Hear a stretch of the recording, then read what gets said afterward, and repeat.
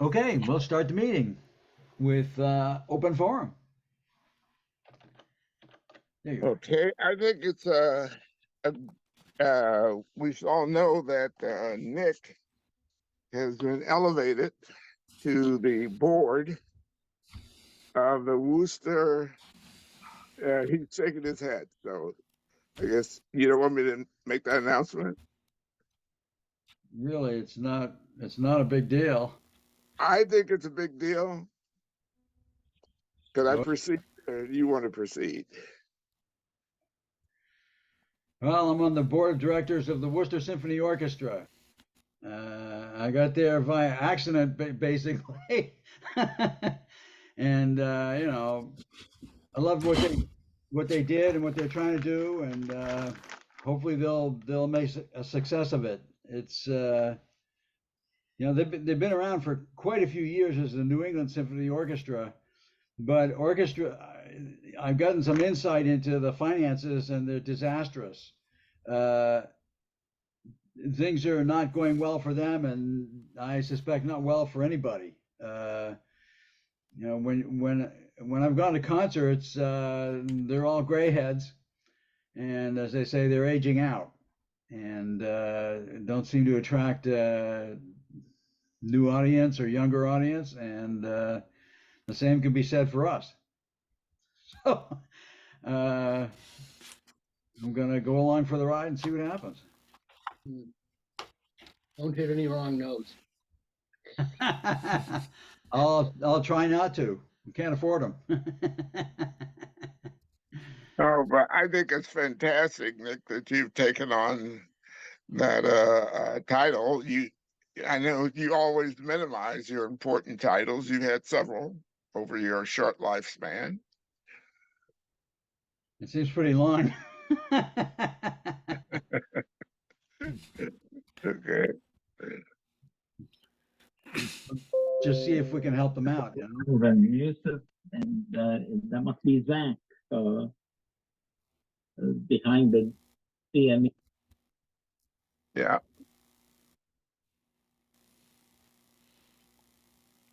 Who's speaking? That was my error. Sorry about that. Okay. But also the Boston Symphony Orchestra, wrong group, the BB&B starts their first of the concert series season tomorrow at 3 p.m. Nick, Bach, Beethoven, and Brahms Society at Faneuil Hall, 3 p.m. tomorrow. Yeah. so, and I checked the weather, and it's not supposed to rain. And I thought maybe there might be a cancellation of the BB&B as due to the storm they're having currently in New York City. But their voicemail and the website indicates that everything is a go for tomorrow. So it should be fun. Nick and I will be recording, and we're looking forward to it. Yep.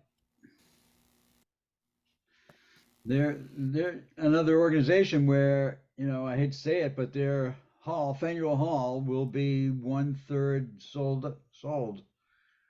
Probably not more than that, even though they're doing some really good music. And even given that it's a very central location there in Faneuil Hall, i.e. they have a lot of customers around there.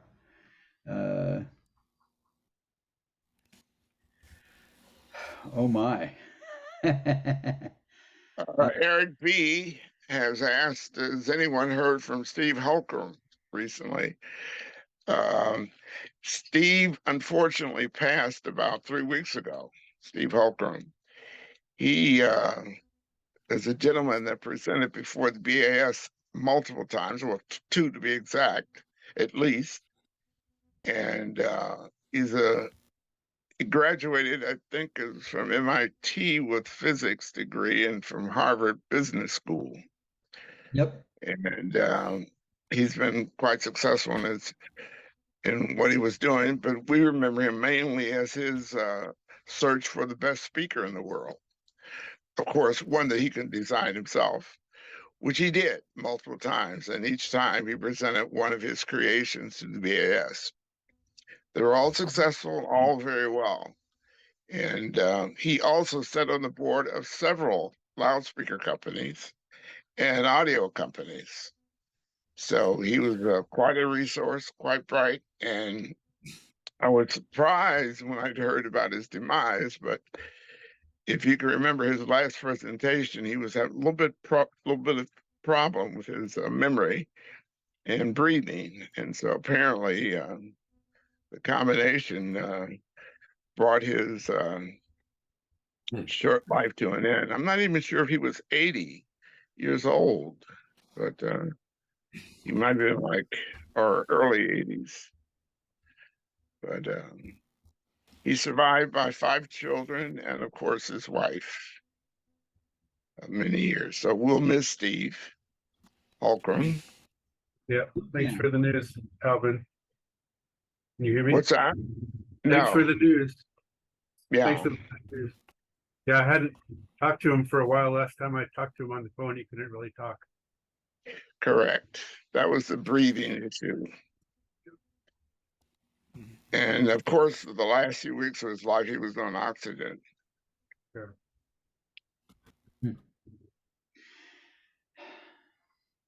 I knew he was Just want to aging. mention his No. name. Well, Go ahead. his name is pronounced Lucan. Yep. Lucan. Lucan. Just for the record. Okay. Lucan. He was always a smart guy and nice and friendly. Yeah. And he was good with audio and science. Right. That's why you got so many audio appointments on different audio company boards. Yep.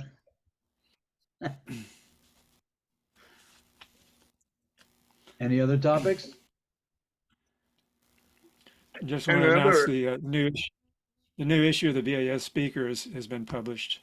It's my 6th issue now, and you should be receiving it shortly. I had a conversation this week with Alvin about my experience at CEDIA, and passed on to Alvin a number of contacts I made for potential speakers. Cool. Right. I'm still amazed by how many companies are selling loudspeakers, brands I never heard. Can't imagine they sell more than maybe volume in the hundreds a year. And Where are these companies from? all over the world. Okay. One company that caught my ear, so to speak, is they gave a demo that was painfully loud. It turns out they do the rock concerts. And I asked, why are you blasting? They said, oh, we prefer 90 to 105 dB. I said, isn't that dangerous? That's sort of the level of a subway train. They said, oh, but we're not a subway train. We're clean music. It can't damage your ears.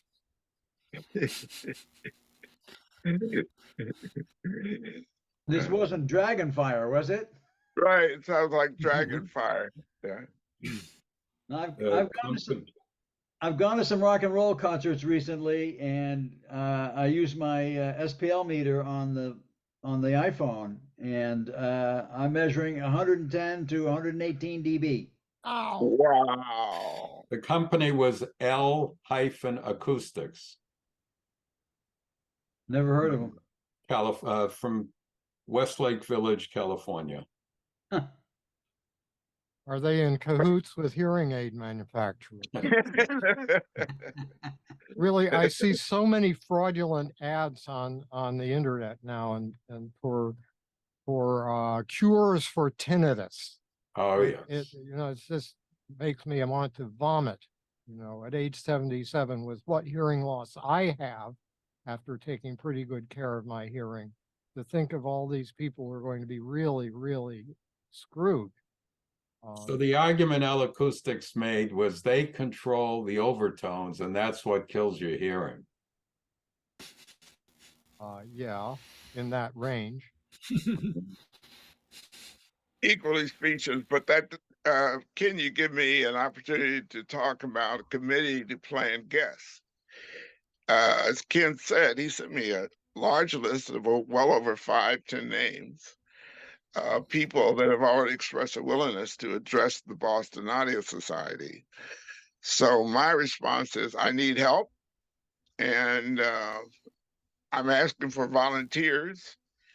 And you don't have to hold up your hand now, but I would appreciate it if you would contact me and let me know if you want to be on the committee. Now, we wouldn't have to meet in person. Fortunately for cell phones, we can meet either just over the phone or by some sort of a cell phone Zoom. But each one of those names, for example, Ken sent me, they need to be contacted, and particulars, the arrangement, speaking dates, et cetera, has to be set up. And You have to tell them a large audience we can deliver to them. right. And right. No, actually, I'm not being facetious. If we get some well-known companies, can we use that to market this society? Yeah. What do you mean? You know, run ads, social networks or wherever to come here. John Smith of XYZ Company, exclusively next Sunday at BAS. You mean where we place the ads? Well, I'm not a maven on social networks, but whoever deals with Facebook and all the others, get the word out. I think we're doing what we can do already. yeah, that we have a Facebook presence, let's say. I think it's mostly managed by Dave Moran. And yeah, we put out our meeting announcements and promotional material, if you want to call it that, as soon as we figure it out. If we could get it out sooner, we might have more time for it to propagate. How about a tagline like "We're better than MP3"?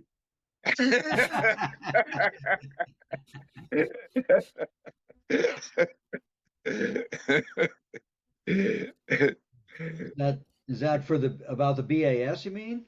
Yeah, I mean the whole idea is quality audio, not just streaming mediocre. Yeah, those streaming has gone upscale recently, you know. Oh, I know. I get ads from a company I met at CES that's selling uncompressed audio streams. Yep.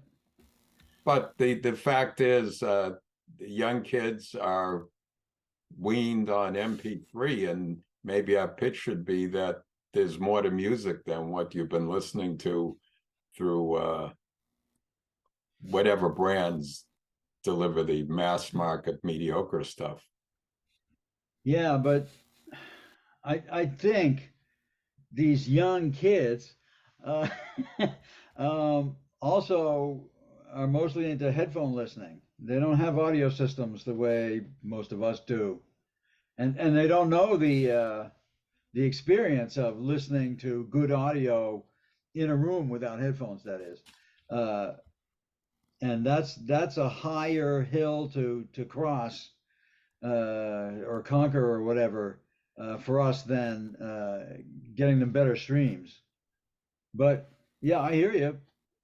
Yeah, if we could figure out how to promote that, that would help. I want to Well, just Ken, jump you're in. going to be automatically by default on the committee to get guests. So again, bring up all those ideas, and maybe we can hit on something. I'm just so afraid that when we pass, it will pass, or something like that. I just jump in quickly to say, on the topic of headphones versus rooms, one of the things that I love about having this space in my home is when we have friends over, I can invite them up here and sit them down and play music on a great, I've got, I don't know how well you can see them. I've got big PMCs behind me, and a lot of treatment in here, and really have it pretty dialed in. Well, the And idea of sharing these days is I'll take one earpiece and you take the other. I know. But I have to say, the times that I've been able to get people up here and sit them down, they walk out of here with their jaw on the floor. And they just say, I didn't know music could sound like that. You've ruined listening to me. I won't be able to listen to anything. By the same token, it does. I think it inspires them. And I have had friends who, you know what? Okay, I'm gonna set up at least a semi-passable actual stereo system in my living room again. Yeah, I remember my parents had that. Let me do that. And I don't know. So for me, that has been the thing. You can talk till you're blue in the face and try and explain it to people, but to actually sit, if you have a great playback system, sitting someone down and it'll just open their ears. So that's one of my favorite things to do here, honestly. As much as I love working on mastering and doing all the stuff I do, just David, getting did other you people up capture here. that as a quote for the next newsletter? I think it's cool. I mean, Possibly. I have to admit, it's been several years since I've had anybody over to listen to stuff or to demonstrate stuff or whatever. And I think it's fabulous that you do that and that you have an effect. That's, respect. Thank you. And I'm hoping, Ian, in your presentation, you can describe what your playback system looks like. And Sure, you absolutely. can walk around with the cell phone. That'd be great. Sure. We'd enjoy that. Anything else for open forum? Hey, Nick, you don't have many local customers, do you? Let some of the local wildlife in for a session? Me? Nick, Oh, I don't understand what you mean. well, you're out in the boondocks, aren't you?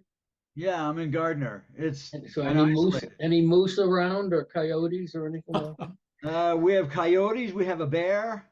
A bear, okay. Rabbits, chipmunks and squirrels, of course, but not much of an audience otherwise. man, if Gardner's the Boondocks, I don't know what that makes me, but Where are you? I'm all the way out in the Berkshires. Ah, I'm in North Adams. Yep. But Wow. that's still Massachusetts, I think. just barely. Just barely. Well, you've got a big museum in your backyard. Several, yeah. No, I'm only kidding. I've been there many times, and the museums are spectacular. Mass Smoker and We got Williamstown. Mass Mocha, the Clark. Yep. Yeah. all places I've been meaning to explore.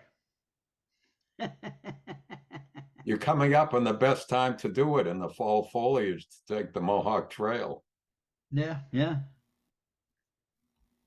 True. Anybody else got anything to share?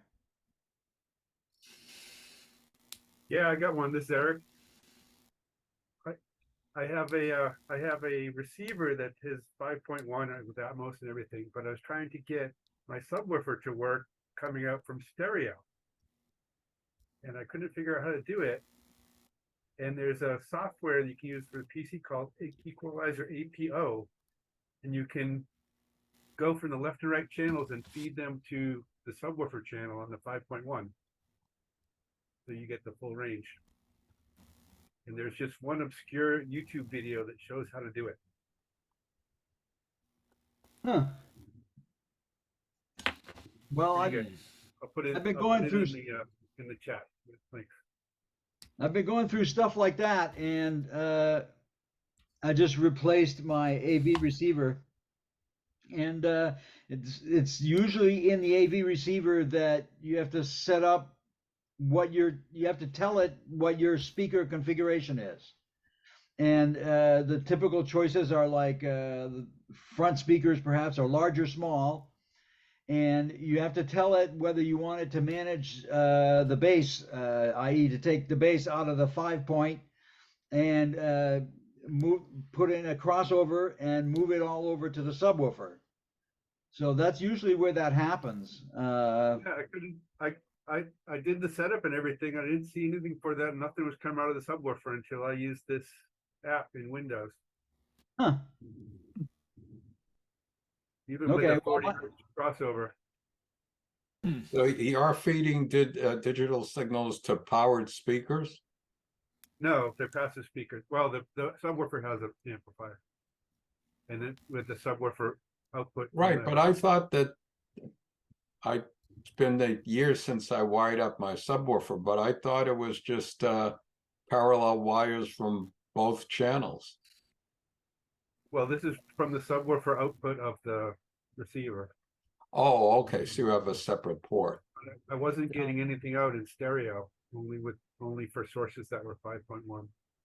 Well, I have the Klipsch subwoofer that I found by the side of the road in Watertown, believe it or not. It has multiple inputs. One will let you just take the speaker outputs of your amplifier, and it has a regular analog crossover. Mhm. There's another where it will take line level output, and then it'll feed the low frequencies to itself, and the others to a pair of stereo speakers. So it has flexibility, but one thing I noticed about it is that my system does not like interference. And if my cell phone is nearby and I get a call, oh boy, loud noises. Gee, how is it picking up the high frequencies of the cell phone? Well, it's picking up radio frequency energy, and it can't handle that. Yes, sometimes you have to add ground wires to your gear to try to take noise out. Helps a lot. Do you use Bluetooth? There are also lots of analog splitters, line level crossovers. Mostly they run off 12 volts and are intended for people to use in cars, but it isn't hard to rig one up with a 12-volt power supply. I don't know about the signal to noise ratio of those though. I have a couple and I've never wired one of them up. Huh. I run a ground wire outside the window literally into the ground for my stereo, because I'm in Thailand and the electrical things in my apartment are not grounded, so I just grounded it on my own. Yikes. It works. It's about, like about 5 meters of chicken wire out into the literal ground out the window. Eric, did you say that you're getting the subwoofer was playing when you were playing 5.1 though? Yeah, 5.1 was fine, but in stereo, nothing was coming out of the subwoofer until I did this app in Windows, and it routes the left and right channel to the subwoofer. Oh, gotcha. When I'm playing stereo.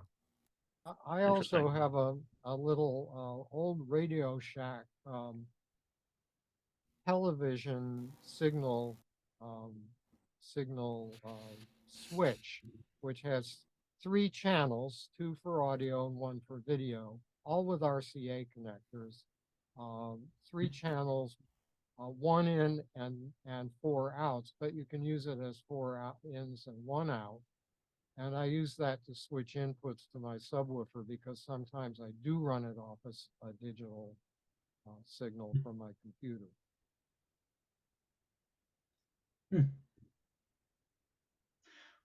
Well, in my receiver, I had to tell it that I wanted it to generate a sound field like a 5.1 from even a 2-channel input from the TV. So, you know, it will simulate 5.1 and send stuff to the subwoofer when it gets less than a 5.1 feed. So.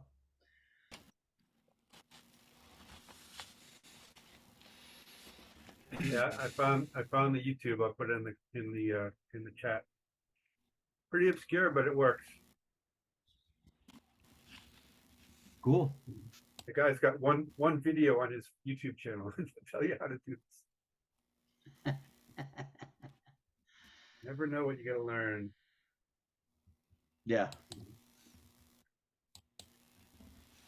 Anybody else?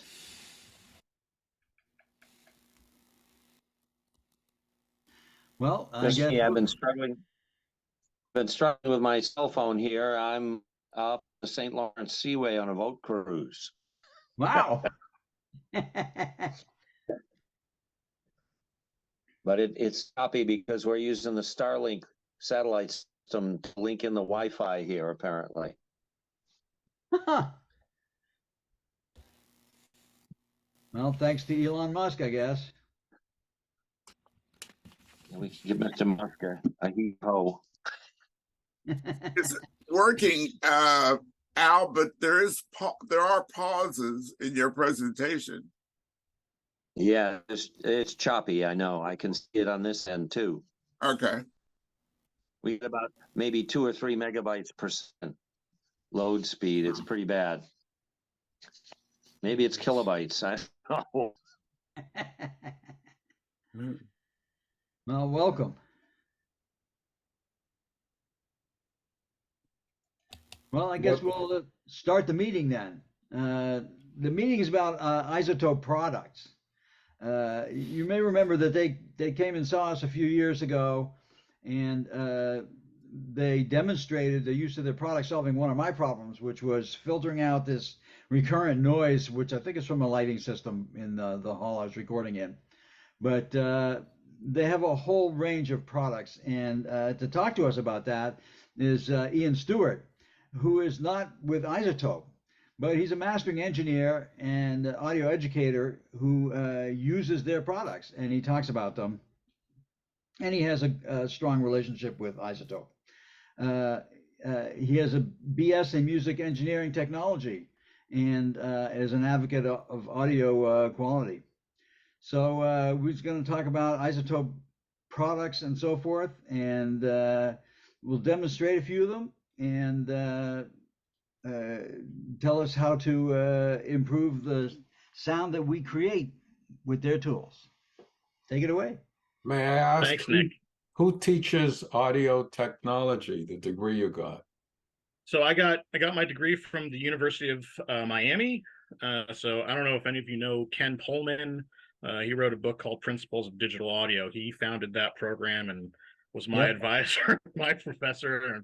And if you have ever tried to read through that book and you know had your brain melt out your ears, that was my life for the better part of 4 years.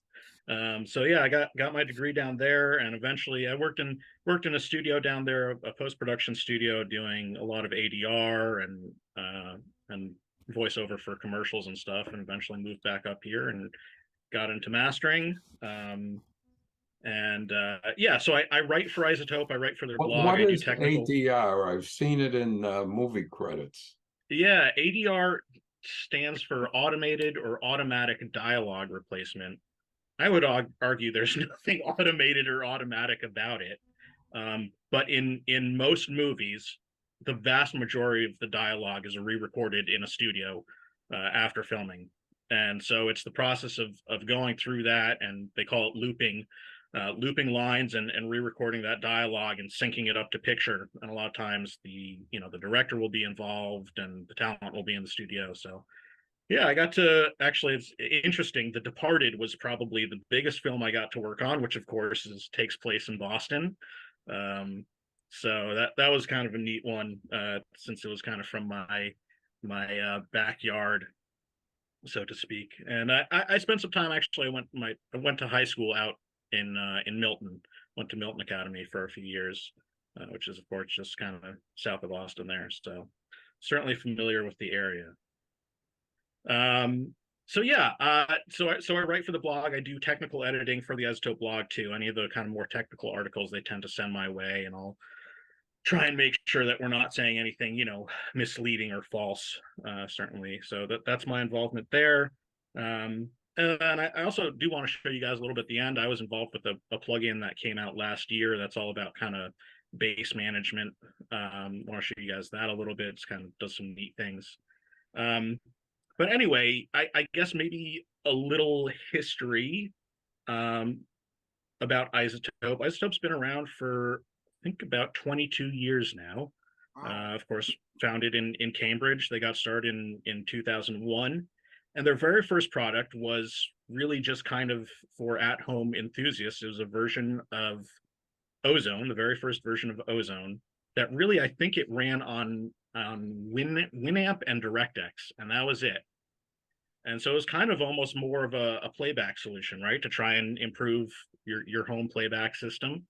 And it started to kind of catch the ear of professionals, and eventually we had people like Bob Katz, who's I don't know if any of you know that name, mastering engineer, very well respected in the mastering world, based down in Florida. Jonathan Weiner, who's a Cambridge native as well, another mastering engineer, and lots of other people kind of contributed and really grew it into a fully professional product line.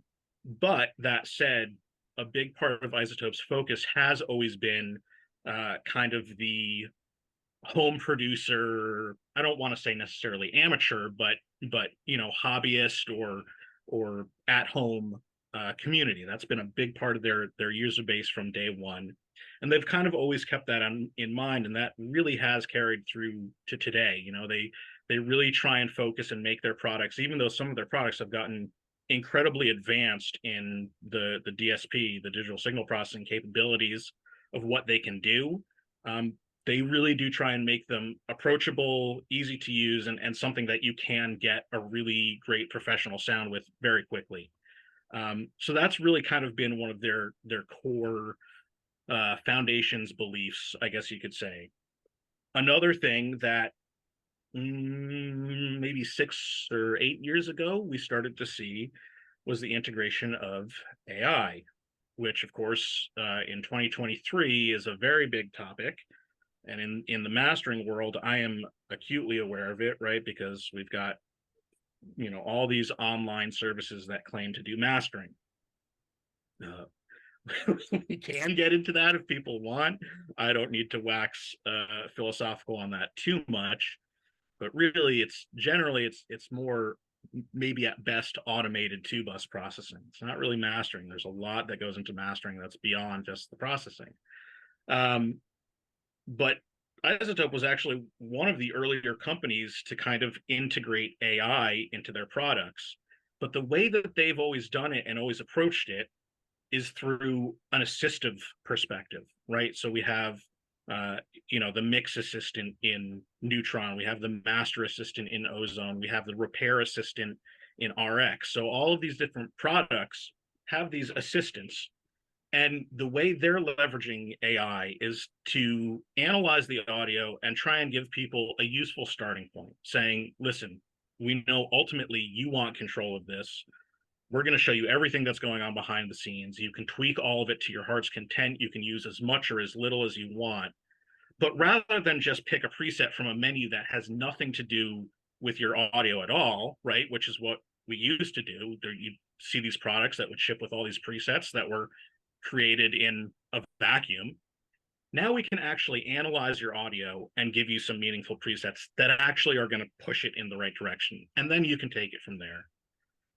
And that continues, again, to be kind of one of their core philosophies around AI, that they're using the latest advances in machine learning. I mean, there's stuff when we look at RX we can get into. They have tools now that can take a stereo waveform, right, a fully mixed song, and separate out vocals and drums and bass and kind of all the rest of it, right? And that's very much driven by AI and machine learning, but it still puts the fine control in human hands. So are they listening to the performance in your space and making recommendations? They don't, to my knowledge, they don't have a product that will necessarily listen in real time, right? So it's not like you're going to hook up a mic into a processor and have that make some recommendations. Although that's an interesting idea, it's certainly something that we could talk about. The way it's based is more for the production environment, right? So if you're mixing or recording or doing post-production or mastering, it's listening to that audio stream on your computer, right? So it's not necessarily factoring in the environment. There are products out there that do that. To be honest, I haven't heard a lot that I've been very impressed with. I still feel that the best way to really great sound in a room is, a good ratio of the room, right? Having a well sized and good length and dimension and height ratios and acoustic treatment, and then maybe a little bit of EQ on the end. Other things that I've heard that try and do all this crazy corrective stuff in the background usually ends up sounding a lot weirder to me than just the raw signal. I have a question for you, if that's okay. Yeah, absolutely. What part of a waveform do you display? For example, we know frequency response, amplitude, intensity, and what more of an audio waveform does IZotope display? So, you know what? I can shift over to RX. I don't know. So I have to apologize. I realized I don't have Zoom installed on my studio computer. I try not to install anything that I don't absolutely need for audio production there. So I'm running this on, yeah. It was a new computer a little over a year ago, and I went, you know what? I'm only going to put what I absolutely need on it. But here, let me see if I come back and share. What I remember is they display a spectrum, and that was a good way to find and remove noise. Yeah. So this, are you guys seeing this now? Yeah. Yes. Yeah. So this is RX. And you can fade the view actually between a waveform, right? So I mean, this is a song that I got in. We can see it's a little bit hot here. And actually there are some tools in RX that allow me to do some declipping and try and bring some of the dynamics back before I go and master it, which is why I had it loaded up recently here. But this is the raw version I got from the mixer, right? But we can see the waveform. You can see there are little bits of red in here. And that's actually at a wider zoom level. That's displaying a simulation of the analog reconstruction, right? So that's a big rabbit hole we could go down. But the way you view a waveform, you can look at it as samples, the samples plotted. But really, there's, when you play those samples out of a converter, the waveform that you get out can go. You could have two samples next to each other, and the waveform could actually go above them. So even if the samples don't clip, that analog waveform could clip. So RX can show you some of that, and as we zoom in more, it kind of stops showing the red overlays. And if we get in really close, I mean, we could actually see really right in between the samples here. In fact, I mean, I can even grab an individual sample and move it. So if I have just one sample that clips, I could just tweak it a little bit. But if we zoom back out, Yeah, and that one sample makes a difference. Oh yeah. Yeah, if you've got two samples that have a little bit of where the analog waveform can clip in between, you just bring each of them down just a little bit. What could have been a clipping event where you get, this kind of burst of high frequencies, you can get rid of that just by lowering one or two samples, just a teeny bit. Obviously, if that's happening all over a song, that's a lot of work. Might be diminishing returns. But if you've got something that you're really happy with, and there's just this one event, going in there and cleaning that up can certainly be a valid way to approach that. And then I have this slider on the bottom here, and this allows me to switch between a waveform and a spectrogram view. And in the middle, you're actually seeing both, right? But if I go all the way over to the right, now I've got this full spectrogram view, and you can see, right? So we've got top to bottom is frequency, left to right is obviously time, and then the brightness of it, right? These kind of real bright orange yellow lines those are louder signal components, Whereas the kind of almost bluish gray stuff up here, that's real quiet. You know, that's the noise floor. Let's see if we, oh yeah, they didn't give me any real tops or tails on this. Yeah, if we look at the end, right, you can kind of see this is where it kind of fades into some of the noise. And when we get to pure black, that's digital silence. But by looking at this, I mean, you know, obviously you're always using your eyes and your ears, but this view in RX really makes your eyes a very powerful tool. So I see there's a vertical line here. That's could be, or you know, I'm seeing some here. Those are quite possibly clicks that might not be great in the audio, right? There's something, you know, and I'm looking, I don't even remember what this song is, but I'm looking, there's a fade out. I can tell this is kind of a fade, right? Energy, especially high frequency stuff, is decaying.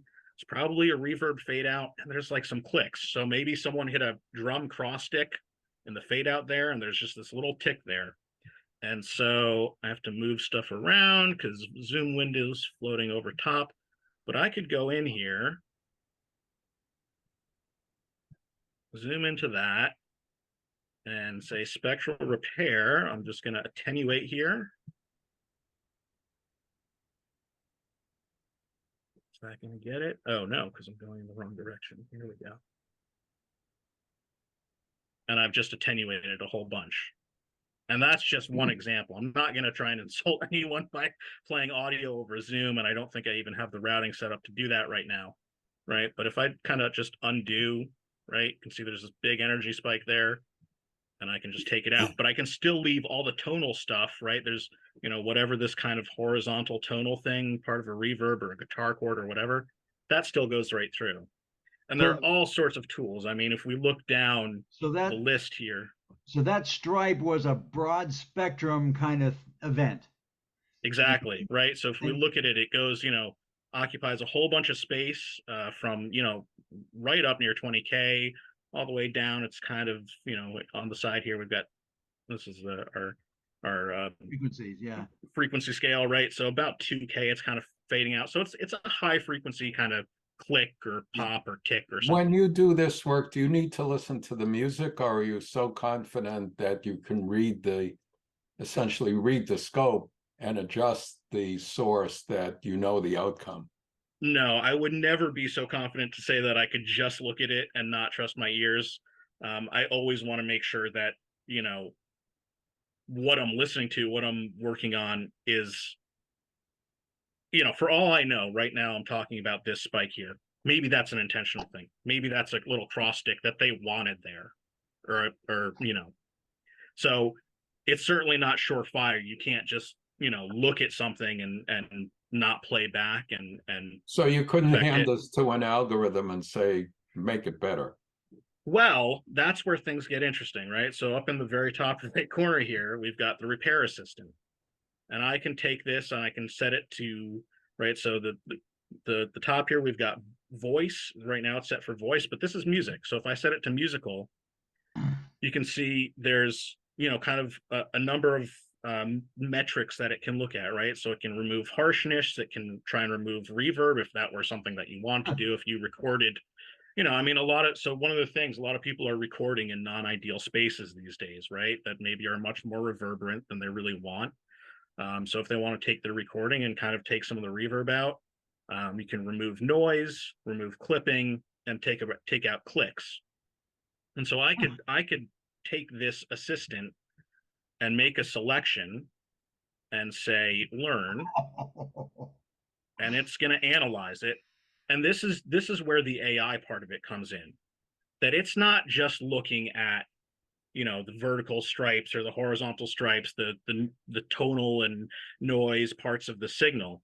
It's actually analyzing it from a musical perspective. And that's where the assistive technology gets interesting. Now, I would still want to listen to this. You know, we'll see what this comes up with. And you also have an undo, I noticed. So yeah, when you exactly, do it, you can undo it. You can always undo it. You can redo it there. There's yeah, the video windows, right? I can expand my history. You get a full history of everything you've done. And actually, so if we go back here, I could restore if I had run, if say I had run Repair Assistant, but I wanted to restore this click, I could bring just that part of the signal back. So just from where my selection was, I could undo just a little bit of the audio of that selected bit, but leave everything else that I've done. Okay. So yeah, the Repair Assistant can give you some great starting points, right? Of where to, you know, set de-essers or declick modules. You know, and you can turn individual modules on and off, so you don't have to use all of them. So the algorithmic stuff definitely makes it powerful. I would still say yes, always listen to what you're doing, right? You never want to just do stuff blindly. And like, you know, if we look at some of the other modules here, so just for example, right, this list on the right is all the different modules you get, and they're targeted at doing different things, right? So there's one that can match background ambiances. There's one that can control breath. So if you've got someone that's right up on a mic and they're, you know, taking a big breath in and it's really loud, you know, you can just target breaths and say either I want to, you know, reduce them by 6 dB, or I want to reduce them to, you know, negative 25 dB. You can click this box and listen to only the breaths to make sure it's getting exactly what you want it to get, and adjust the sensitivity accordingly. And a lot of the modules yeah, I mean, so let's see, is there The live performance is a pain because people are always coughing in the audience. You know, they get a handout minced before anybody gets into the audience. right? I don't know that we have a decough module yet, but I'm going to suggest that, because that is a great idea. And that's exactly the kind of thing that we can use. I mean, this is where IZotope is leveraging some of that machine learning and AI, right? We can take recordings of just coughs. All from Maurice Wright. We can take those recordings of coughs, feed it into a machine learning algorithm, and it can identify, okay, this is what the spectral and time signature of a cough usually looks like. And then it can go through this view here, right? It can listen to this audio and identify just the parts of it that are a cough and remove that. And that's how a lot of these, you know, breath control or de-rustle, right? De-rustle is like, this is really meant for like if you have a lav mic right here and someone's moving, you know, they're moving their cloths or whatever on an interview, you get that kind of rustling. So it's really not the candy wrapper that's the de-rustle. Right. Exactly. Yeah. So you know, there's ones targeted for wind, reverb, right? So there are all these different modules that are kind of. You know, I have 2 recordings of Joe Carker played. Try with a little help from my friends. One is a studio and one is live. Yeah. I prefer the live with the slight defects, but there's more enthusiasm you hear from the audience. I believe it. I believe it. And that's, I mean, I think that's one of the important things to say about any of these tools, right? We have all these incredibly powerful tools to, on the one hand, you hear people talk about removing noise or removing stuff. But a lot of times that, you know, exactly like you're pointing out, Ken, that doesn't sound great when it's completely sterile. And a lot of times being able to use something like RX, you know, to take the background noise and just push it down 4 dB, 6 dB, just enough that it can get to the point where it's still there, it still feels ambient and natural, it still feels like a live thing, but it doesn't become distracting. That's where I love to leverage RX. I'm actually looking around. I don't know where the cassette is. One of my cousins recently sent me a cassette of my grandmother's master concert recital from 1956 or something. And I don't know what it was recorded on originally. It's gone through, God, you know, I don't know how many different generations from, you know, tape to vinyl to cassette to whatever.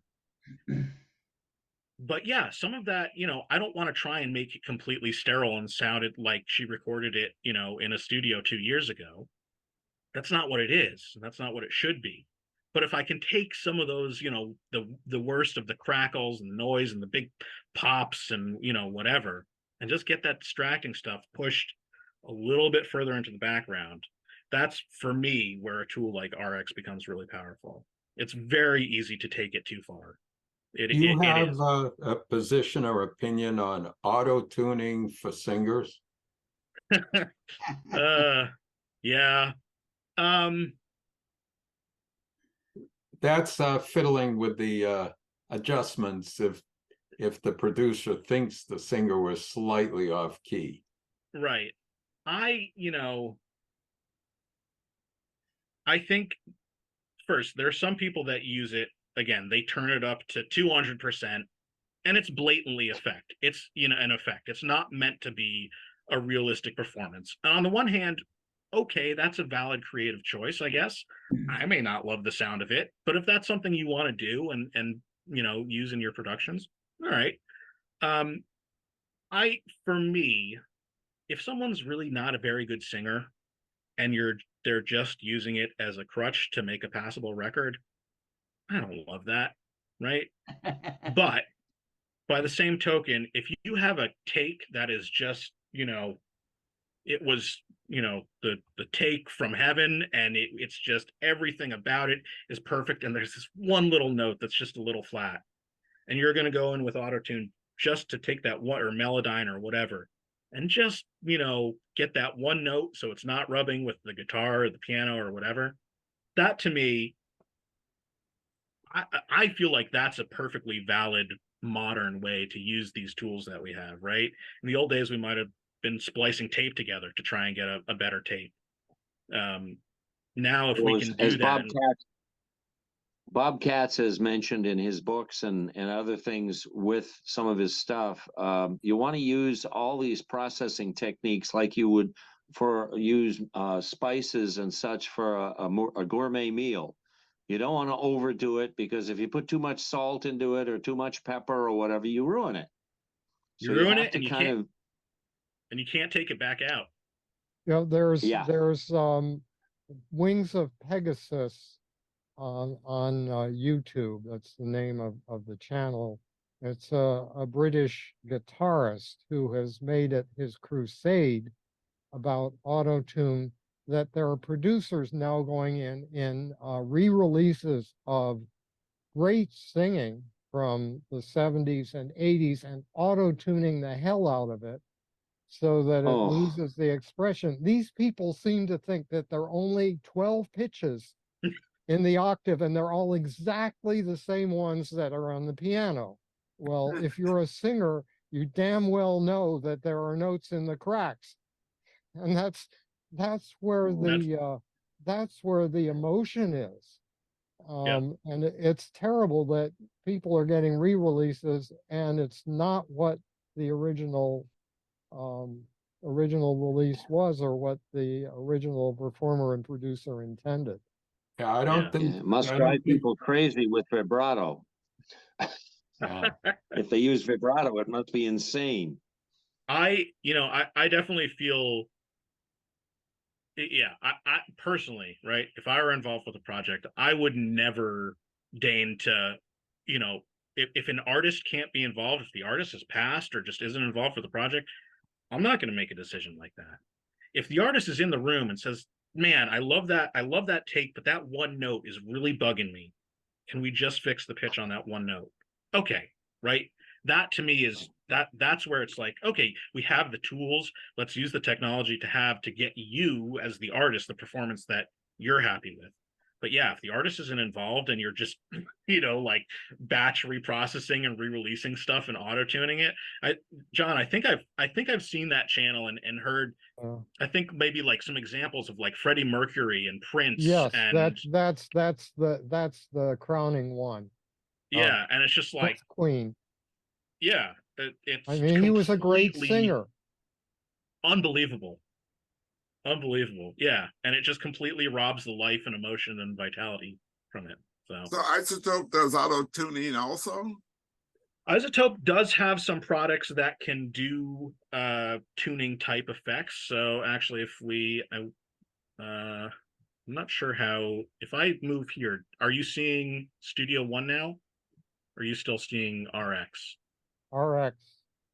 Okay, so it's going to make me reshare, I guess, if I Yeah, change to screens. change windows, you need to stop sharing. Yeah.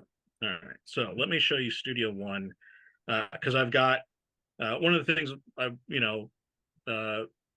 Alvin had asked me to talk about a little bit was Music Production Suite 6. So that's a new kind of product collection from IZotope that includes, so I don't know how well you can see it, but there's a whole list of plugins down the left here. And these are all things that are included with Music Production Suite 6. So it's a bundled package.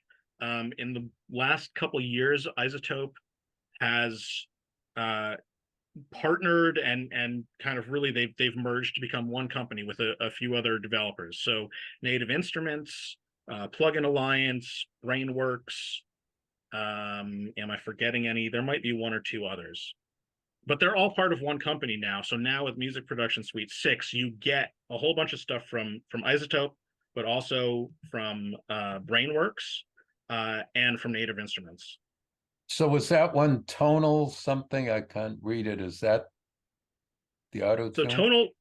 tonal balance control. So here, why don't we, we'll see how sharing works. Okay, are you seeing a plugin window on top now?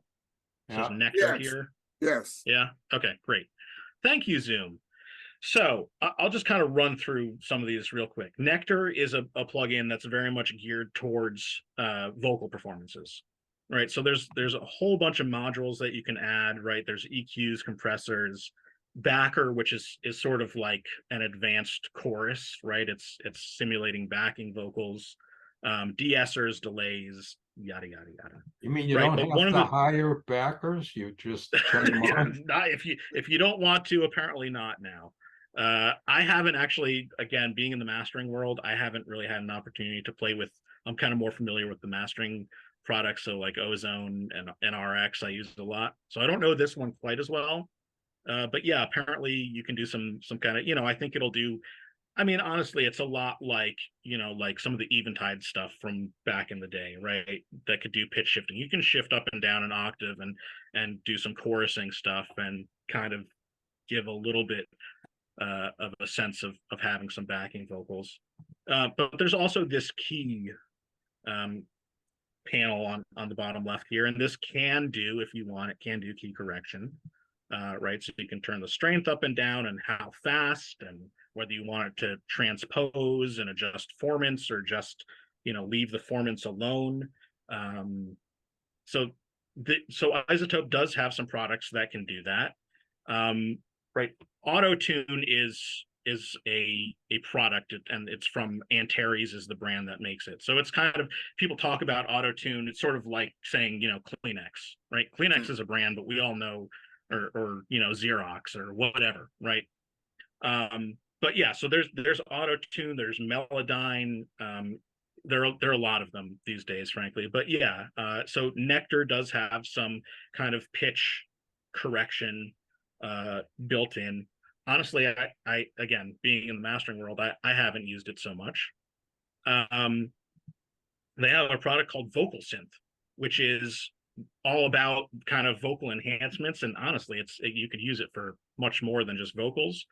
But it's got vocoder modules, CompuVox, something that simulates a talk box, or talk box with the hose that you stick in your mouth, and right, it's basically a speaker that's blasting sound into your mouth, and then you shift formants with your mouth and record doing that all in DSP. What are you talking about? Stick sound? Yeah, Talkbox. Who was I'm blanking on who's the guy that really made it famous. Not Clapton. Joe Walsh? He may have. Frampton, yeah, Peter Frampton. Right. Right. Peter Frampton was like, but also, they're like some Zap and Parliament, some of these guys. So it's a talk box. If you've never seen one, it's a little box about this big. It's got basically a compression driver in it that feeds into a rubber tube, and you put the tube in your mouth, kind of like that.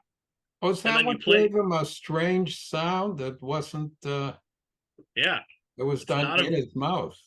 Yeah, it's not a vocoder, right? So a vocoder, you sing into a mic, and that's your carrier, What your about modulator. Cher's music, where she's had some very strange sound with her voice?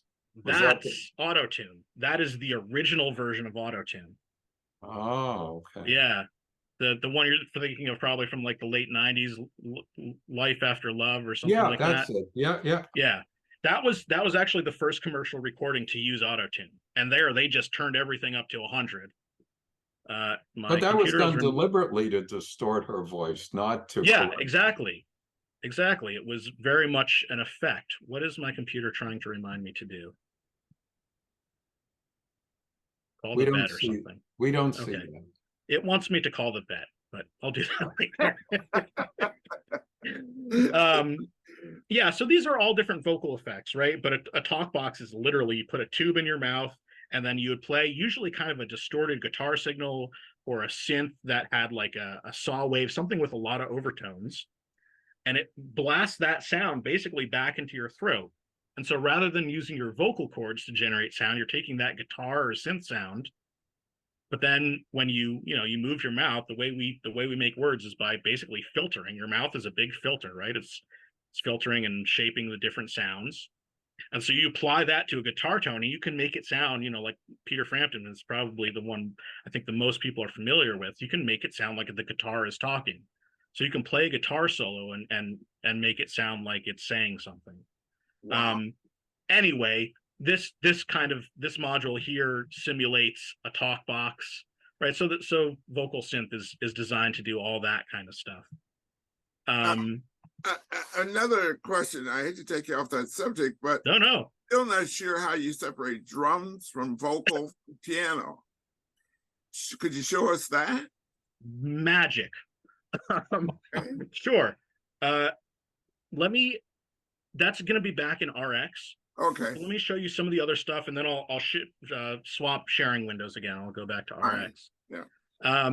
Neutron is kind of the flagship mixing product. So this is all stuff that's a little bit more geared towards mixing. So you'll see it's same thing: compressors, exciters, EQs, a gate, transient shaper, stuff like that.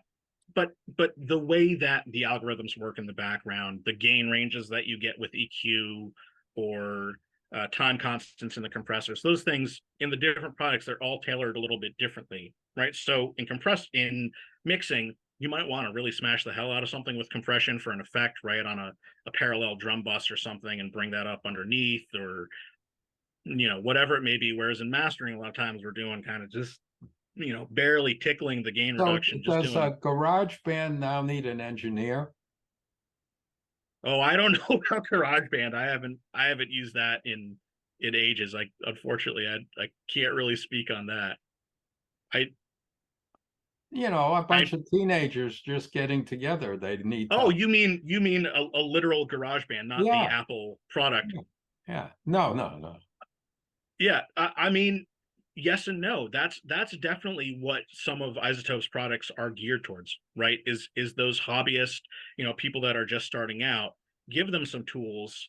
If we look at, I'm just click on I don't have a session loaded up, but Neutron has an assistant too, and I can play music into Neutron, and it can analyze, is this a guitar or these drums or whatever, and again give you a more educated starting point, right? Rather than just some random preset that has nothing to do with your actual recorded audio. Here's a preset for drums based on the sound of your drums. Is it going to sound as good as getting an engineer? I don't think so. I still have people that want to come work with me as a mastering engineer, right? And I have a lot of recording and mixing engineers that I work with, and they have clients that come to them. But if you are that garage band trying to put together your first demo in high school or whatever, and you've already spent all your money that you've made mowing lawns just getting the gear, and hiring a studio and an engineer is totally out of the question. Yeah, now you can get something that sounds a little closer to what you might hear on the radio. Whether or not that's a good thing is a whole other question, right? But Ian, anyway, I have a dumb question for you. No such thing. I I use an audio playback system on my phone from a company called Neutron. Is this the same company? It's a playback system. It has compression. It has all kinds of functions in the player, but it's called Neutron, and Not it's not to available my for cell phone use. not to my knowledge, Alan. I know IZotope does license some of their technology, but I suspect that's just kind of a coincidence. I don't know of an app specifically that IZotope has made. So I think Because I it's stumbled on it a probably while back. I was looking for something that when you play Bluetooth audio, classical music in an automobile, you have to lose a lot of the dynamics because of the background levels in the vehicle. Sure. So I was looking for an audio player that had compression, and this one also has equalization. It has a full DSP group of stuff in it. It's a very sophisticated unit for Interesting. I think they make it both for Android and for iPhone products. Well, I'm gonna make a little mental note to look that up later. If it is an IZotope product, that's news to me. It's not something I'm familiar with, but it could be. And if if Yeah, kind it's of called, the modules. it's called Neutron Player. If I go into this help, but I'm just pulling it up here on my phone. Oh boy, they require licenses. It's a pay for thing. Did they list in the license? Oh God, forget about it. I am on. I was gonna look real quick. I am. Well, I can't look. I am beyond quick at this point because of the fact that I am on a very, very, very slow connection. So I'm lucky I can even see you at this point with it. Gotcha. Neutron Player. Oh yeah, Neutron Music Player. I don't think so. Just looking quickly, the company Play says Store. Neutron. Yeah, Neutron Code Unlimited. I think if it were by IZotope, it would say that in the brand. But that's interesting. That's good to know about. Yeah. What is the Symphony plugin? Yeah, so the next two here, Symphony and Stratus, are reverb plugins that were originally by a company called Exponential Audio that joined the IZotope umbrella. And these are actually, they have, I'm just in a stereo session here, but if I were set up for Atmos, for example, they have full 3D Atmos compatible versions of these plugins, so you can get a reverb that can send information to the height channel or the rear channels or anything like that. So Symphony and Stratus, I think Symphony is geared more towards realistic spaces, symphony halls and concert halls and recording rooms, right? So you can kind of see here, right? If we look at some of the presets, rich classic hall. I mean, there's we've got some plates. I'm gonna turn this off. Wow, huge amount of choices. Yeah, so lots of choices in there. Off. Go away. John Allen, we can hear you. What's up, John? Oh, come on, go away. Shoot. What's going on, John? Shoot. Oh no. Go away. Ian Stewart, I suggest you just talk over John Allen. Keep going. Okay. I'm sorry. Somehow my goddamn thing started playing and it didn't even stop when I closed my browser. Hit mute, John. Yeah, well, hit the mute button. There you go. go. I'm trying to apologize. I'll mute afterwards. No problem. So Stratus is geared a little bit more towards, I mean, see some of these presets again, it's got a hall, but it can get a little bit more, creative and do non-linear reverbs and spaces that are not strictly founded in reality. And then Neoverb is one that's, this is a IZotope specific. So again, Symphony and Stratus were from a company called Exponential Audio that is now part of IZotope. Neoverb is a purely IZotope product, and it really allows you to blend 3 different reflection or reverb algorithms. So you have early reflections, which is kind of this blue part. Then you can have a plate, chamber, room.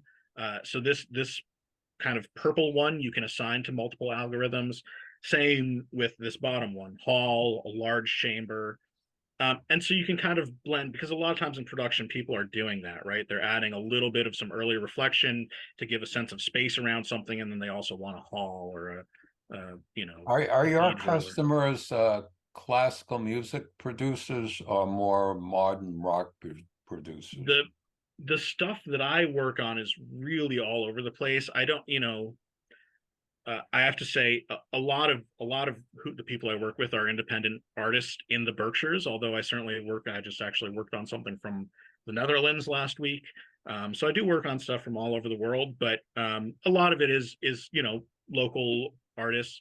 So I don't have an opportunity to do a lot of classical stuff. I have done some more like chamber, you know, chamber music or you know, duets, stuff like that. But I work on a little bit of everything. You know, I do some pop stuff, some hip hop, some jazz, actually a lot of jazz. It kind of runs the gamut. And for me, in mastering, I feel like you kind of need, I know some mastering engineers that specialize in certain genres. But I feel like if you really want to stay busy and be successful, you kind of have to be pretty well versed and be able to find, you know, the thing that you love about any piece of music. I'm not a huge country fan, especially contemporary country, but sometimes people send me that, and I got to find the things that I like about it and try and find the best in it and bring that out. So You get credit on a production? I always ask for it. It has become harder and harder in the world of streaming. More and more streaming services are showing credits, which is great, but with so much of it being independent, there's a little less control over that. And even if people submit to, you know, when they upload their music, even if they submit, you know, studio personnel, right, people that help them mix it and record it and master it, it doesn't always make it through to all the streaming platforms. The places I've had the most success, honestly, in actually seeing credits show up are sites like Bandcamp. I don't know if you guys are familiar with Bandcamp, but it's very much tailored towards independent distribution. So you can stream there. You can also buy, you know, a download of the music, and they'll do full high-res uncompressed downloads. People can also sell, you know, physical copies if they want to sell vinyl or CDs. They can do that through Bandcamp. And that I was at a seedier social hour after the show about 10 years ago, and some guy I sort of knew in the industry came to me and was, after a few drinks, starting to brag that he was involved with producing Good Vibrations for the Beach Boys. And he said that was one of the most complex productions. Do you rank that as complex these days? Without knowing what specifically went into it, I don't want to say no. I will say, I mean, if you start to look at some of the stuff people are doing especially if you look in Atmos, and I think Atmos is a little bit of a contentious topic for me. I have very mixed feelings on it. I think in a room that's actually equipped for Atmos, right, that has the minimum, has real height channels, you know, preferably four height channels, and, you know, like a 7.1.4 Atmos system. Music that's really produced for that and played back in a room like that is incredible. And if you look at some of the sessions that go into producing that, it is very complex, just because you're manipulating the space, and there's distance parameters too, and I mean, you are using 3-dimensional reverbs and delays and stuff that can, you know, send. Yeah, I was talking about the music number called Good Vibrations. Sure. Okay. Yeah. Where they So used to they mixed in a theremin. That was Right, right.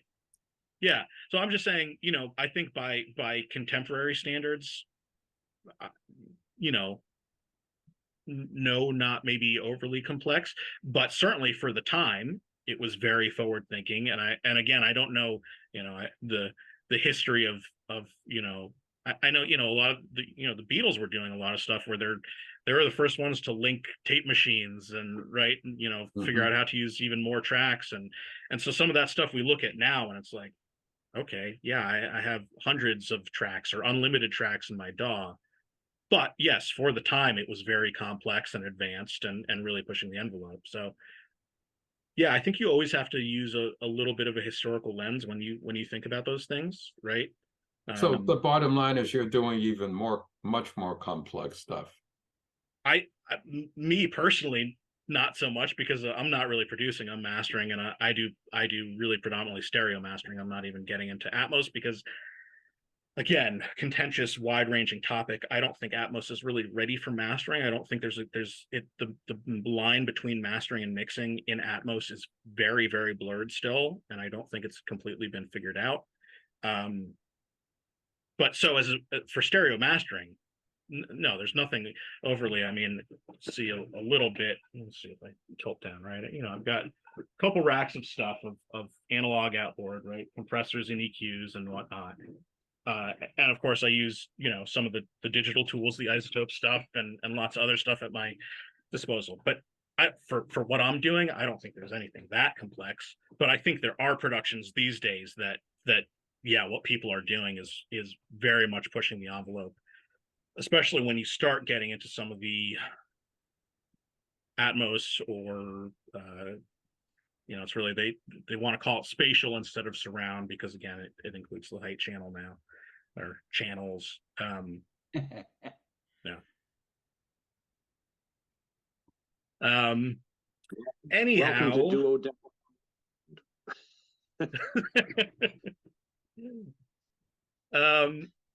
So Ozone, this is one that I'm kind of most familiar with. Ozone 11 just came out recently.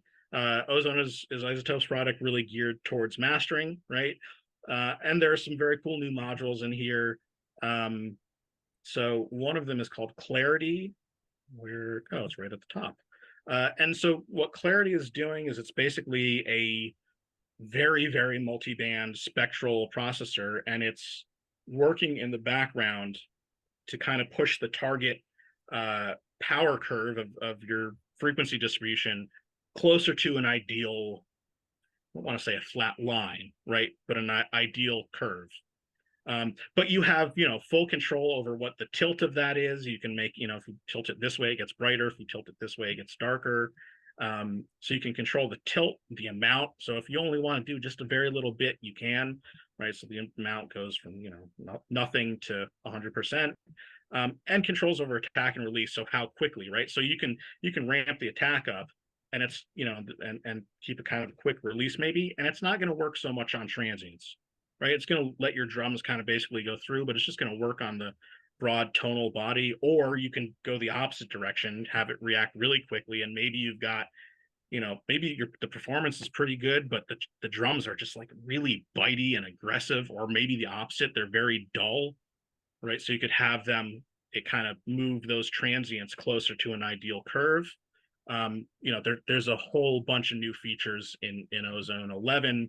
That's one of the cooler ones, in my opinion. The other really cool thing is this kind of innocuous little window up here. And Alvin, this actually gets back towards your question about separating stuff. So you don't see it visually, but one of the things we can do in Ozone 11, which in my mind goes a little bit beyond mastering, but in some cases you get called on to do it. I can pick to work on just the vocals. So I can click this, and now it's going to extract the vocals from the full mix in real time. And I could apply clarity. I could apply an EQ, right? Say the vocal has, there's just like no warmth or body in the low end. I could boost kind of the fundamental of this EQ and apply it just to the vocals. And before, in the past, we might try and approximate that with like mid-side processing, but there's still a lot of other stuff that you're affecting, even if you're just working on the mid channel or just the side channel. Now it's actually extracting just the vocals. So I can do that for vocals, drums, or bass. So in your And percussion adjustments, did you ever have a chance to work with the late Hal Blaine? I Rock didn't, drummer? no, No. no. I Um, wish. Yeah, about this vocal extraction, I found a karaoke version of Joni Mitchell's song Blue online, which had the piano digitally extracted.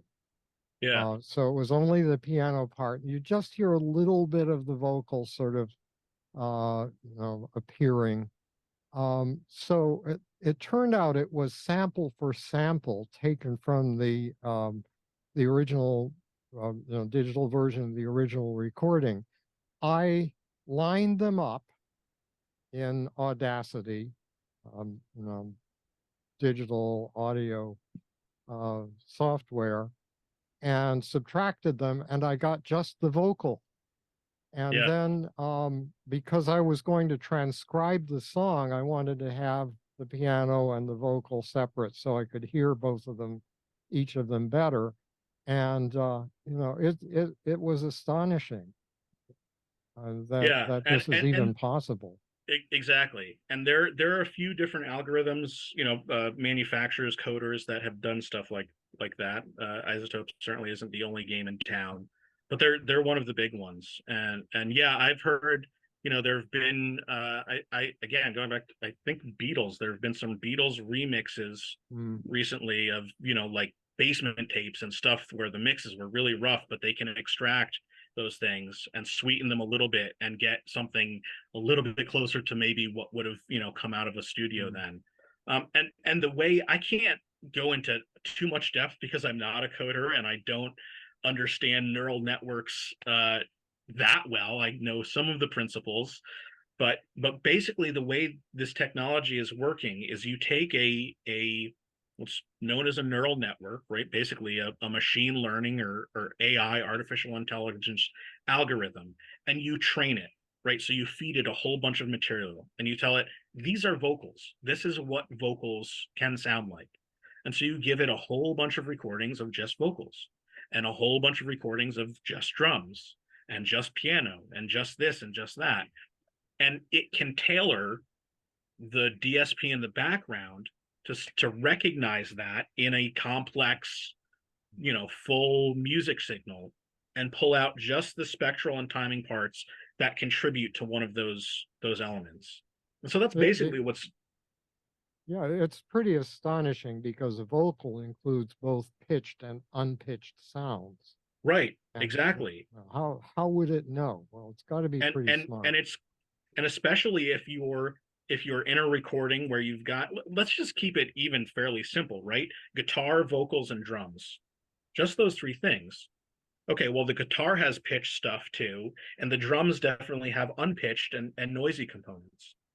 And to now be able to separate this and say this much of the noisy or unpitched component belongs to the voice, but this other part belongs to the drum, and this much of the tonal stuff is the voice, but that much is the guitar.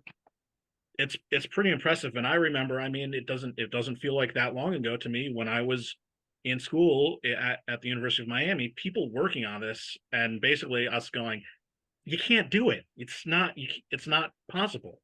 You can't write an algorithm that can do that. And now we have these algorithms that have really, they are the product of AI and machine learning, that it's not so much that there's an artificial intelligence running on my computer, but the algorithm inside Ozone that does this extraction has been generated and optimized by AI.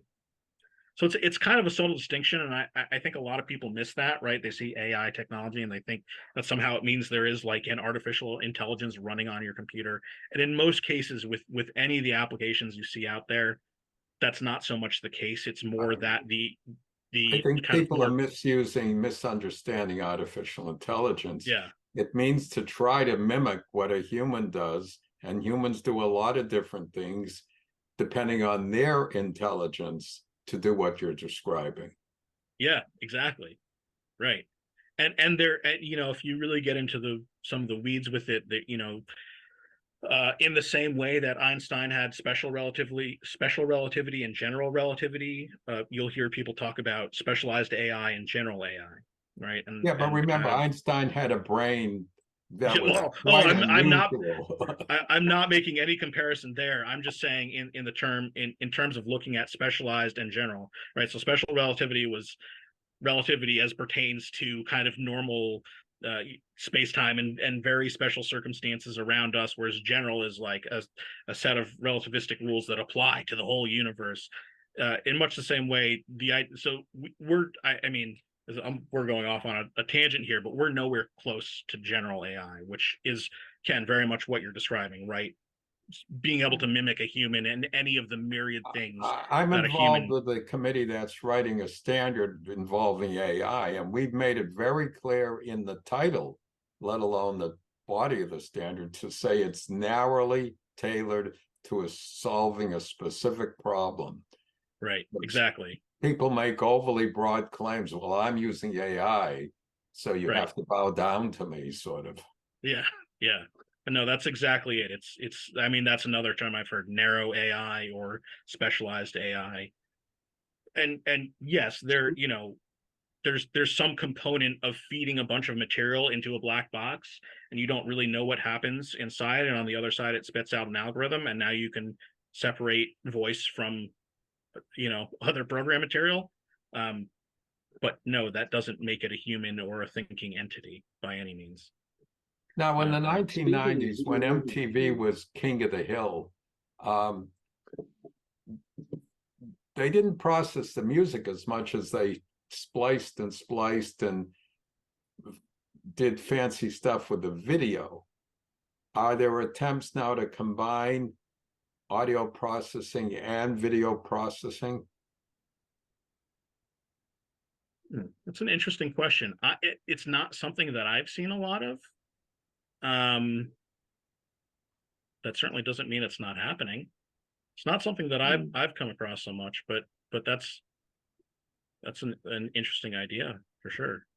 It's probably starting. I mean, one of the things that strikes me, and I know I've seen it in a number of applications, is where they can actually synchronize audio to video, or vice versa, and it's just automatic through the system. But it also brings up, when you talk about the human interaction, it brings up an interesting question. Can these tools that you are working with or that are being developed, can they be used in a live environment rather than a post-production environment? Certainly.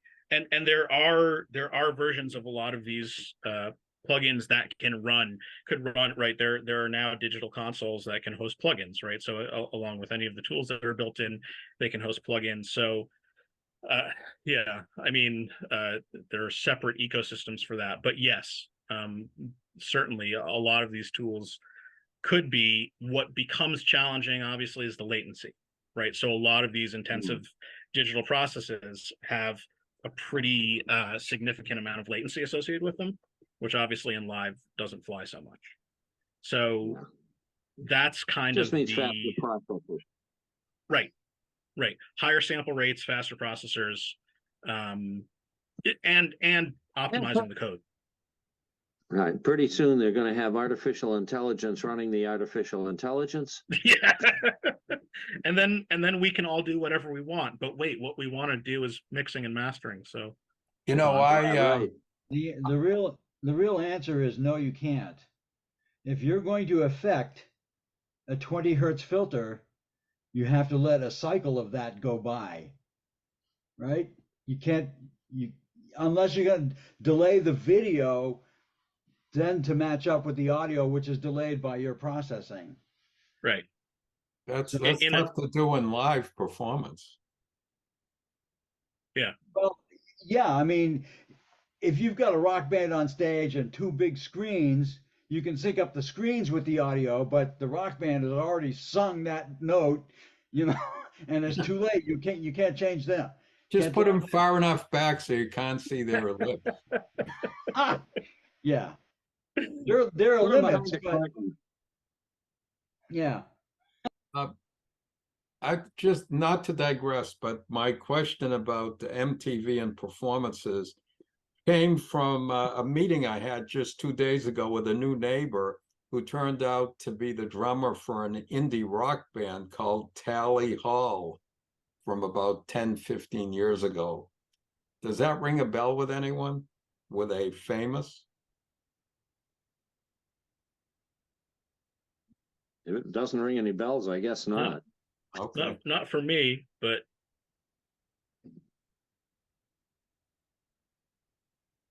He's in biotech, and he said he's making an amazing amount of money on his residuals from his old rock band. another Well, like another thing most to rock look up bands. after. Yeah. Yeah, most rock bands did have groupies of some sort. Whether they were, 5 people or 5,000 people or 500,000 people, there are people who do want to listen to various types of music and are willing to pay to get recordings of, the guy who on the street corner playing IZotope, Yeah. Moving along. Moving along. So I mean, there's a ton of plugins I've got up here. We don't need to go through every single one. Tonal balance control is a metering. I think someone was maybe starting to refer to this earlier. It's a metering plugin, and basically you can select different genres, and you can create your own, and then basically see how the tonal balance of what you're working on in kind of these 4 broad, low, mid, and high bands, matches up or doesn't. So for someone who's less sure of their monitoring environment, especially in the low end, right, because that's kind of the bass is kind of the final frontier of getting right in a room, this can be really useful for people to see, is my basic level in that low end kind of in the target? Am I really bass light, right? Do I have a huge buildup in my room that's making me think I've got a lot more bass than I really do, and I'm mixing it really light, or vice versa?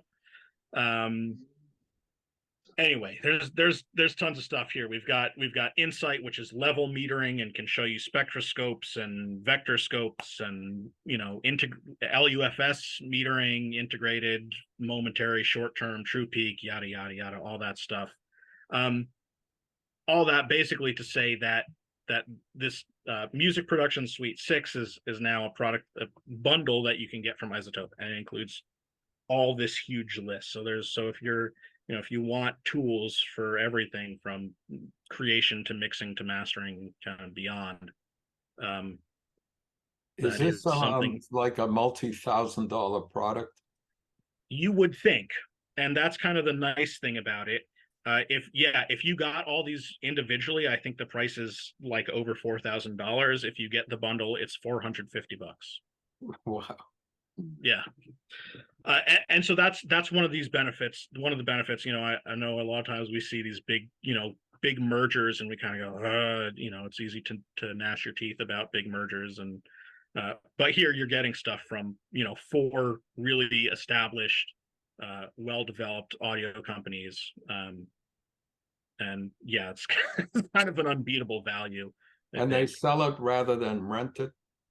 Yeah, so there was a while where I think Native Instruments for sure and IZotope were very much going towards that subscription model. Those are still available for people that want it, but you can get permanent licenses and downloads for all this stuff that, once you get it working on your system, if you don't want to update it, you're not forced into doing that, which is really nice for someone like me who still has his old 2012 MacBook Pro that's chugging along, but, can't update past Mac OS whatever version it's on that's 5 years old. So I can get the stuff that I know works and running on here and not have to update it if I don't want. So yeah, this is all, it's all part of that package. And we looked at, if I swap again, so here, I'm going to swap back over to RX and see if we can kind of quickly, I mean, it'll just be a visual demonstration. Also, I just looked up at the clock for the first time. I don't know if I'm happy to hang around and chat for as long as you guys want. I don't know if anyone has a hard stopping time. No, 4 o'clock's a good time. Okay. All right. So Alvin, this is kind of back to your. Sorry? Keep going. All right. So Alvin, this is kind of back to your question, right? So here, this is, again, I don't have the routing set up to try and play this back, but this is a full mix. And if we take the music rebalance module, it brings up this window. And here what we could do is basically we have a fader for vocals, bass, percussion, and other. Now we could do that, right? We could say we want to just, the vocal got mixed a little hot, right? I could just bring the vocal down 3 dB. Cool. I can also solo it and hear just what's going on and what the algorithm is picking up on. And there's, you know, I might want to adjust the quality to best, and I can tweak the separation slider a little bit. The other thing we can do, I'm a little nervous to try and do this in real time with my computer running Zoom and being an old computer, like we said. But let's see if I'm going to try clicking separate here. And we'll see if it looks, oh, I can see my video getting choppy. Yeah, I don't know that this is going to be because it is a pretty CPU intensive process. So I don't know that I'm going to be able to do this in real time, unfortunately. But what you can do, you can click that separate button, and now it's just stuck canceling it. Great. You can click the separate button, and it'll basically give you 4 stems. And it's and like I don't, was it Alan maybe? I don't remember who was mentioning earlier. Or no, John, I think you were saying, right, that you had looked at the Joni Mitchell recording, maybe. Yes, that was me. Yeah, and so much, very much in the same way, you know, there's a little bit of crossover, and you'll hear some artifacts between the vocals and the bass and whatever. It's not perfect. It'll get better. I mean, the fact that we can do it alone, I have certainly no doubt that it will get better in the coming years.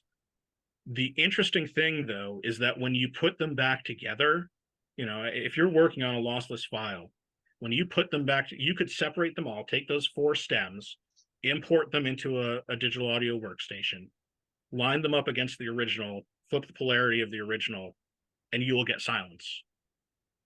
So even though the individual parts may sound a little warbly or like there's some little artifacts between them, you're literally getting a bit perfect recreation when they're summed back together. So even though it's using all this kind of spectral and FFT processing in the background, it's able to retain that. So obviously, once you start modifying one of them, it's not going to sum back together perfectly. So that's where you have to be a little bit careful. And in the mastering world, right, again, I'm usually not doing, I'm hopefully not doing huge, you know, crazy adjustments. I'm just massaging things just a little bit. But this kind of technology now, whether it's in Ozone 11 or in RX, I can get in and I can fix, you know, if there's a problematic vocal and they lost the source files, or it's from, you know, 15 years ago and they decide, hey, we want to put this out now, but we don't have any of the original sessions, but can you improve it a little bit, right? In an ideal world, I'm going to say, you should really try and go back to the mix and do it there. You're going to get a better result. But for when that's not a possibility, which in my world seems to be about 50% of the time, you know, people will come to me with stuff that, you know, their hard drive crashed and this is all they've got. To have the tools to be able to do that is a powerful and really nice thing. So yeah, Alvin, I'm sorry I couldn't give you a better visual demonstration, but I mean, literally, if you hit separate here, it'll bring up 4 separate tabs, and you can see just the parts of the spectrum or waveform that contribute to each of those instruments. It's pretty wild. One of the things I've noticed, I was hoping to hear it. So yeah, and maybe, you know, I could do something offline and maybe send some example files out after if you guys are interested. I'd also have to just clear. I don't even, again, I just pulled up something I was working on recently. I don't think this is released yet, so I'd have to be a little careful about what I send out. But yeah, unfortunately, I don't have the internal routing set up to go like out of RX or Studio One back into Zoom. And you use the terms mastering and mixing. Yeah. I don't want to sound totally ignorant, but not being in the industry, can you explain the difference?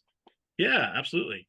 So mixing is very much the blending and balancing and affecting of individual instruments and tracks, right? So it's you know, the drums alone on a modern recording, you might have 15 channels of drums, right? For, you know, snare top, snare bottom, kick out, kick in, all these different microphones.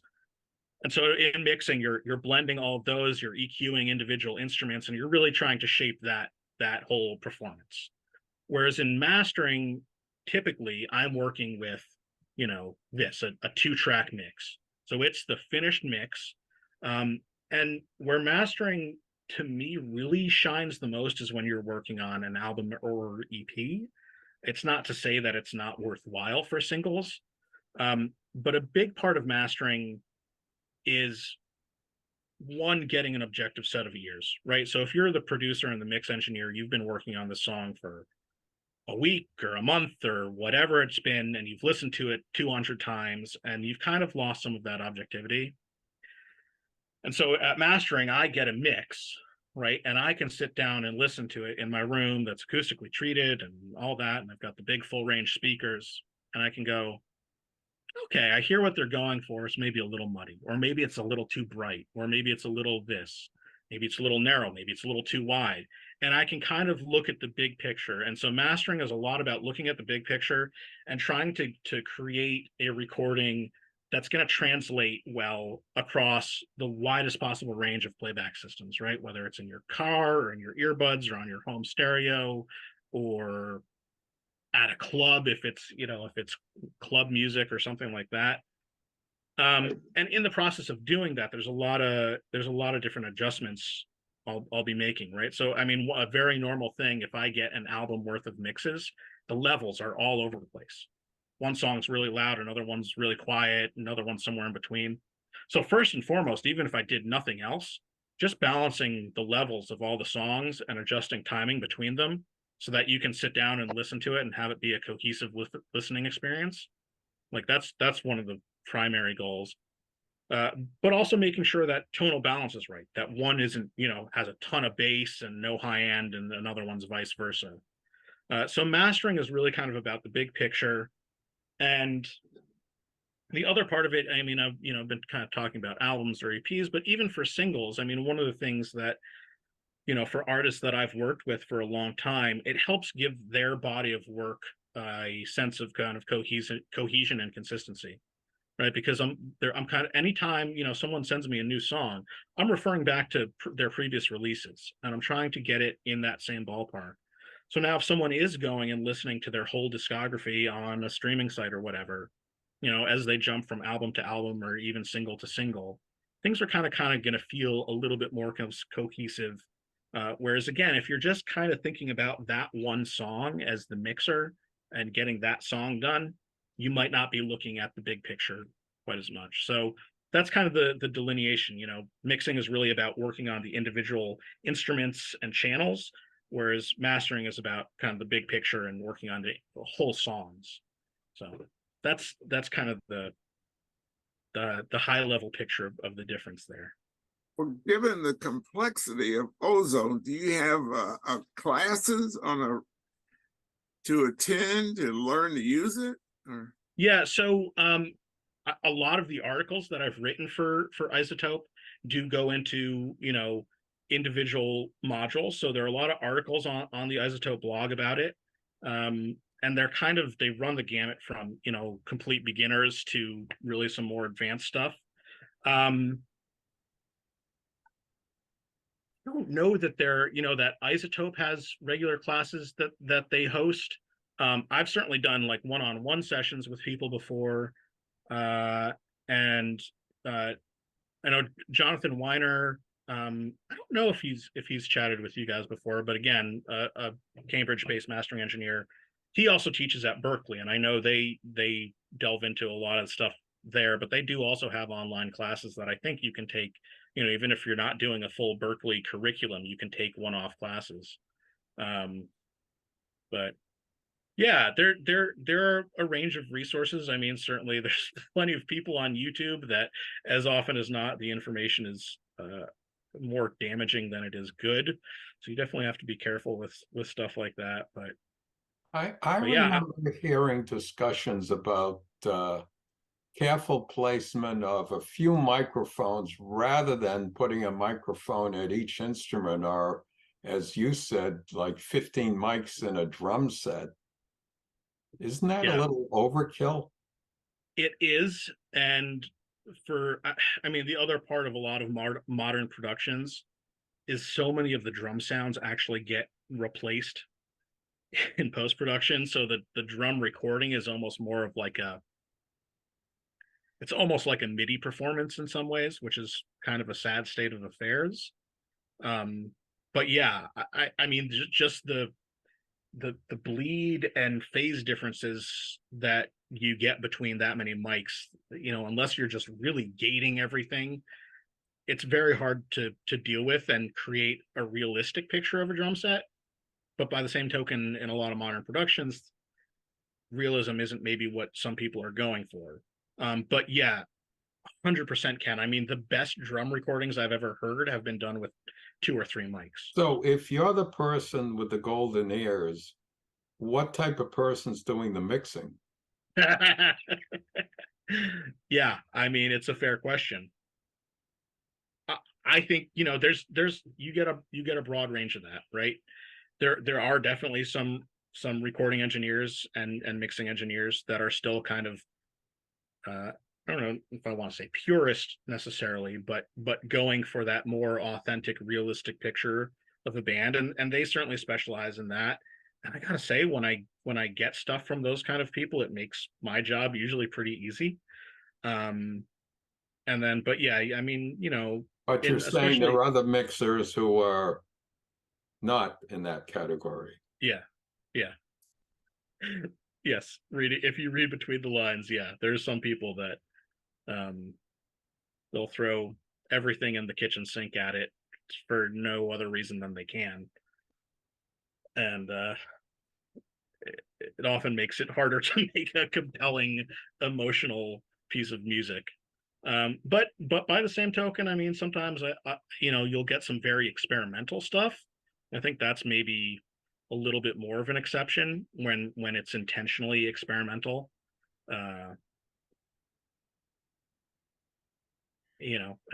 it's playing with sound and manipulating sound just for the sake of doing that, rather than trying Yeah, to make a piece of music. But the modern paradigm of recording is everything gets its own track, and then yeah, you can do whatever you want to it. yeah, That's not necessarily a good thing. right. No, exactly. I mean, the amount of flexibility is has almost become a paralyzing thing, right? Like I've seen, yeah. If you look, I mean, again, I'm lucky. I get a stereo file to work on for each song. But you look in some of the mix sessions, and they've got 50 takes of vocals.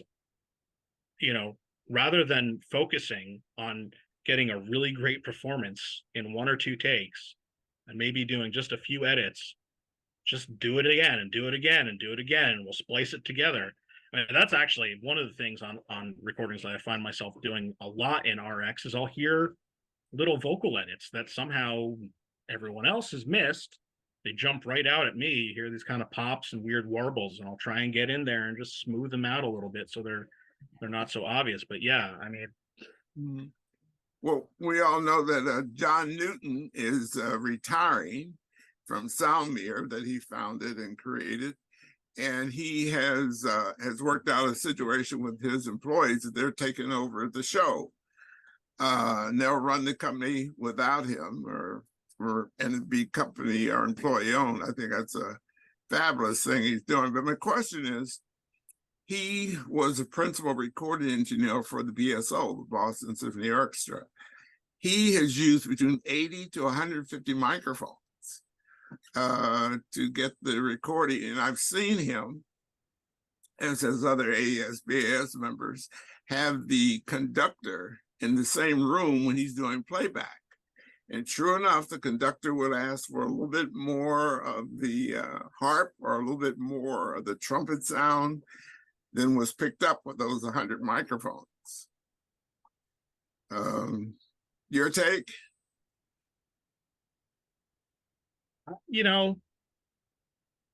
I think it's a mixed bag, and I think it gets back a little bit to what I was saying earlier, right? We have the technology to do some of these things.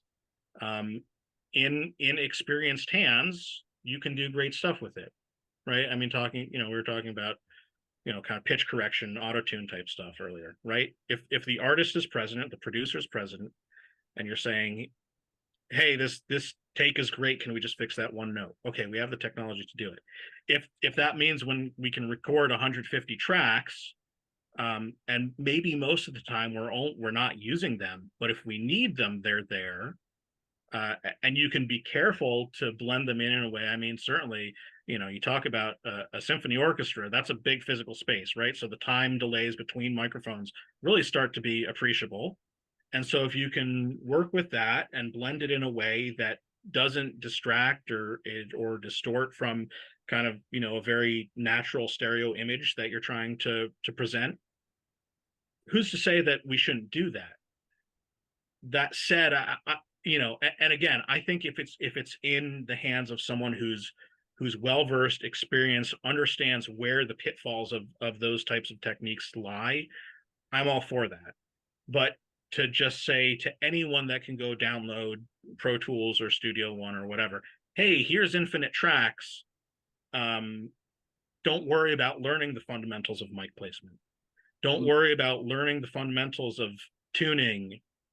Or for the band, don't worry about having rehearsals beforehand and being able to just play the song once through really, really well.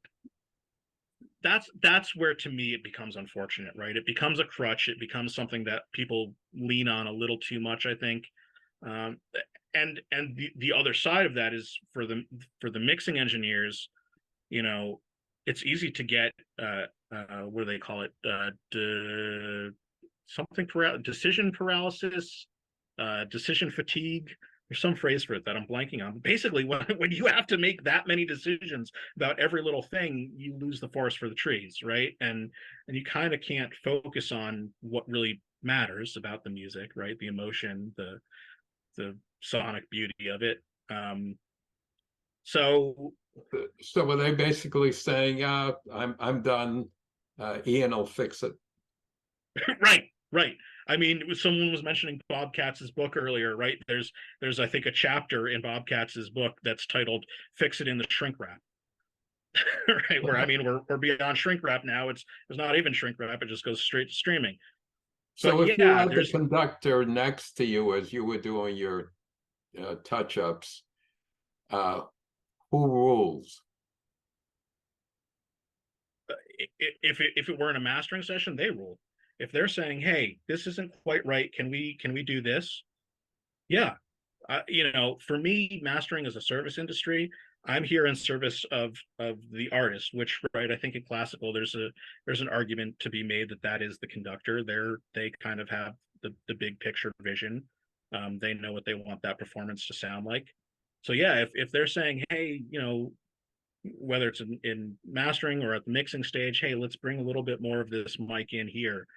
If it's been recorded in such a way and it's in the hands of someone that understands how to blend that in appropriately, I think that's totally viable.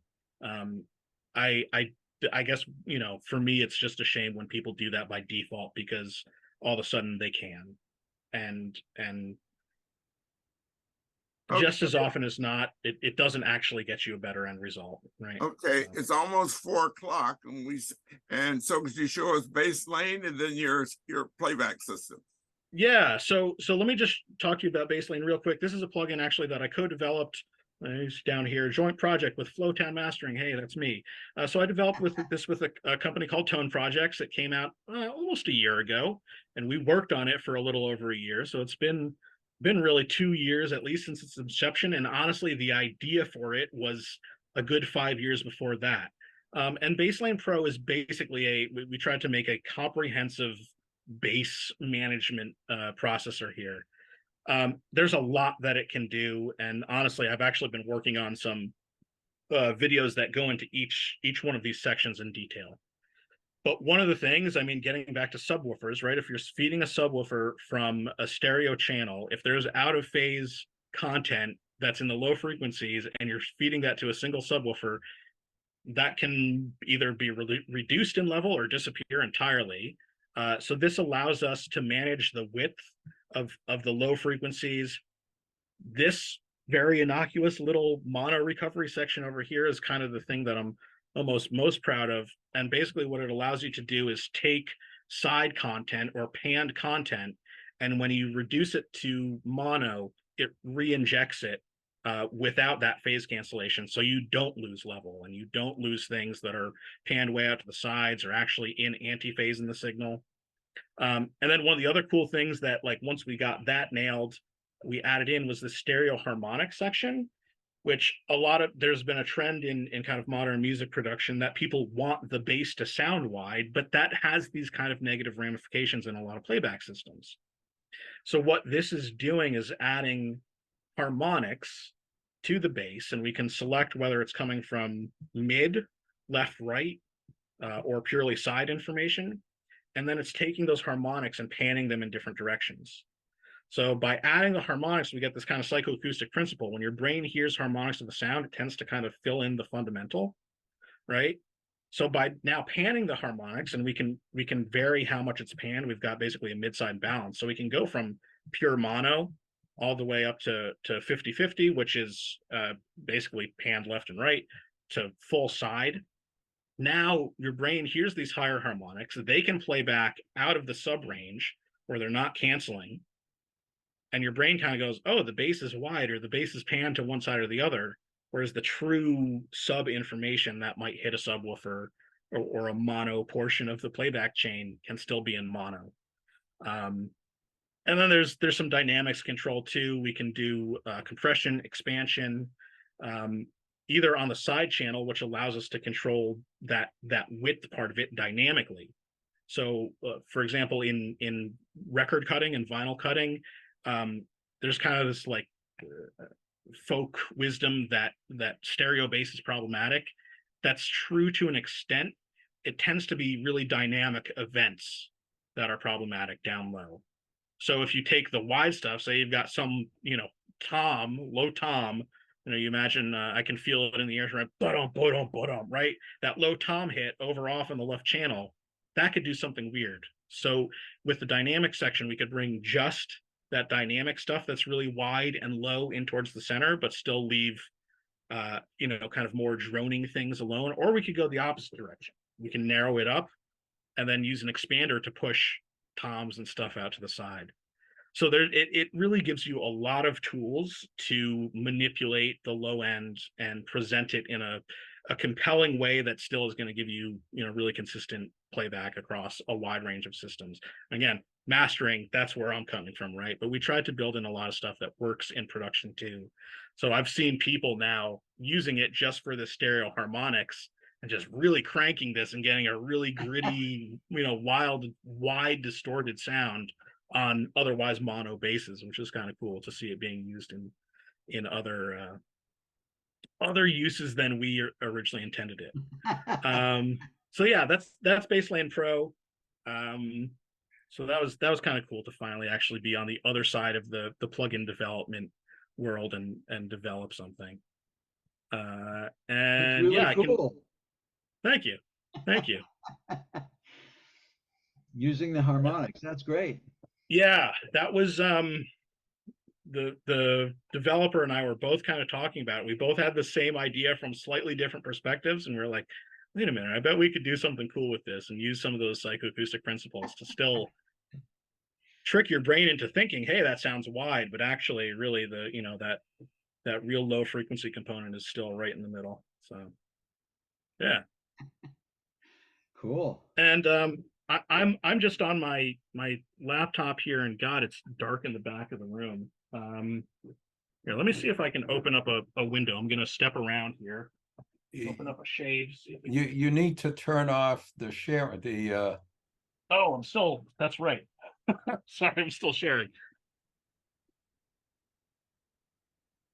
All right, it's still pretty dark back there, and I'm on my laptop, so I don't know if I want to totally pick it up and make you guys seasick, but try and kind of move things. So I've got PMC IV2s. I've got the passive models of them. There are active ones that PMC make with amps built in. But I got the passive versions, and then it's actually, can't quite see. There's a little, here, I'll try and angle down a little bit more. Here we go. Is this your home office or your hobby? This is my home studio. Yeah. Yeah. So this rack is so I've got my converter in here. It's a Lynx Hilo, and then two Danish processors, Giraffe or Giraffe. I'm not exactly sure how they like to pronounce it, but one is a parallel passive tube EQ with actually a solid state option too. So I can switch it between either tube makeup gain or solid state gain, which is nice. And then this thing on top is a completely passive in that it literally doesn't even have an inlet on it. It takes no power. Multi-band, technically a multi-band clipper, but I think that's a disservice. It's really it's a saturators. I don't know. It's hard. I only got this about a month ago. It's hard to describe. It's basically using some really complex circuit topology to collapse the flux core of the input and output transformers to kind of dynamically clip or saturate or control level of different frequencies.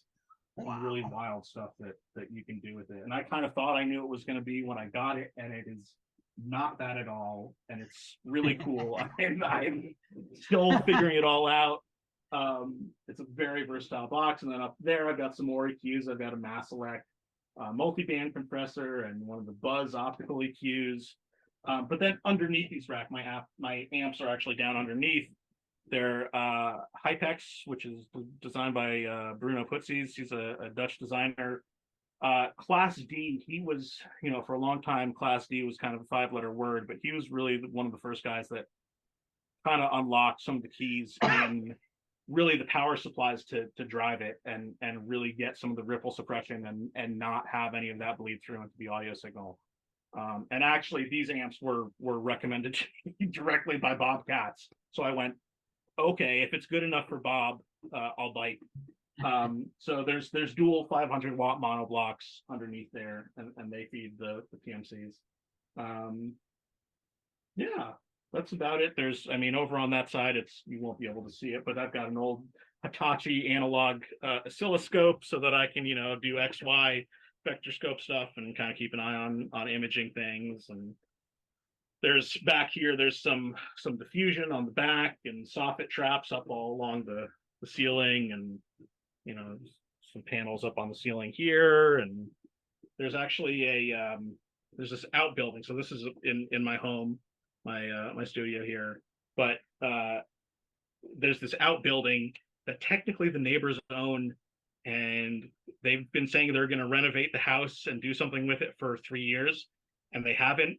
And it's like the perfect shell for a mastering studio. So I don't really want to try and buy it from them and really do a full build out in there. But I got to say, this room when I moved from my last place, I was a little nervous going into a space in my home, but clients are loving stuff as much as ever and managed to get it sounding really good in here. It looks like the attic, is that right? Yeah, well, it's up on the second floor, so yeah, you can kind of see it's that's the eaves there. And actually, I have this theory that's helping me out with some of the modes that would otherwise be popping up in this room. It's not exactly square, but it's much closer to it than I would like. But I'm able to get a pretty decent modal distribution. I think a lot of it is that angled bit is just helping break some of those up, because it's not quite halfway between the ceiling and the floor. There's a good section there that's kind of helping break some of that modal activity up. And the speaker woofer tweeter size, I assume that's a 3-way system. It is, yeah. The drivers, I think PMC calls them 10-inch. They're interesting. It's a piston driver. I don't know. It's flat. It's flat. Yeah, exactly. Just starting to get a little light, right? It's not a normal cone. It's a flat driver. And honestly, the first time when I first got them and fired them up and tuned everything up, kind of went, what the hell? This sounds really weird. And the thing that I've realized is the harmonic distortion in the low end is lower than anything I've ever heard.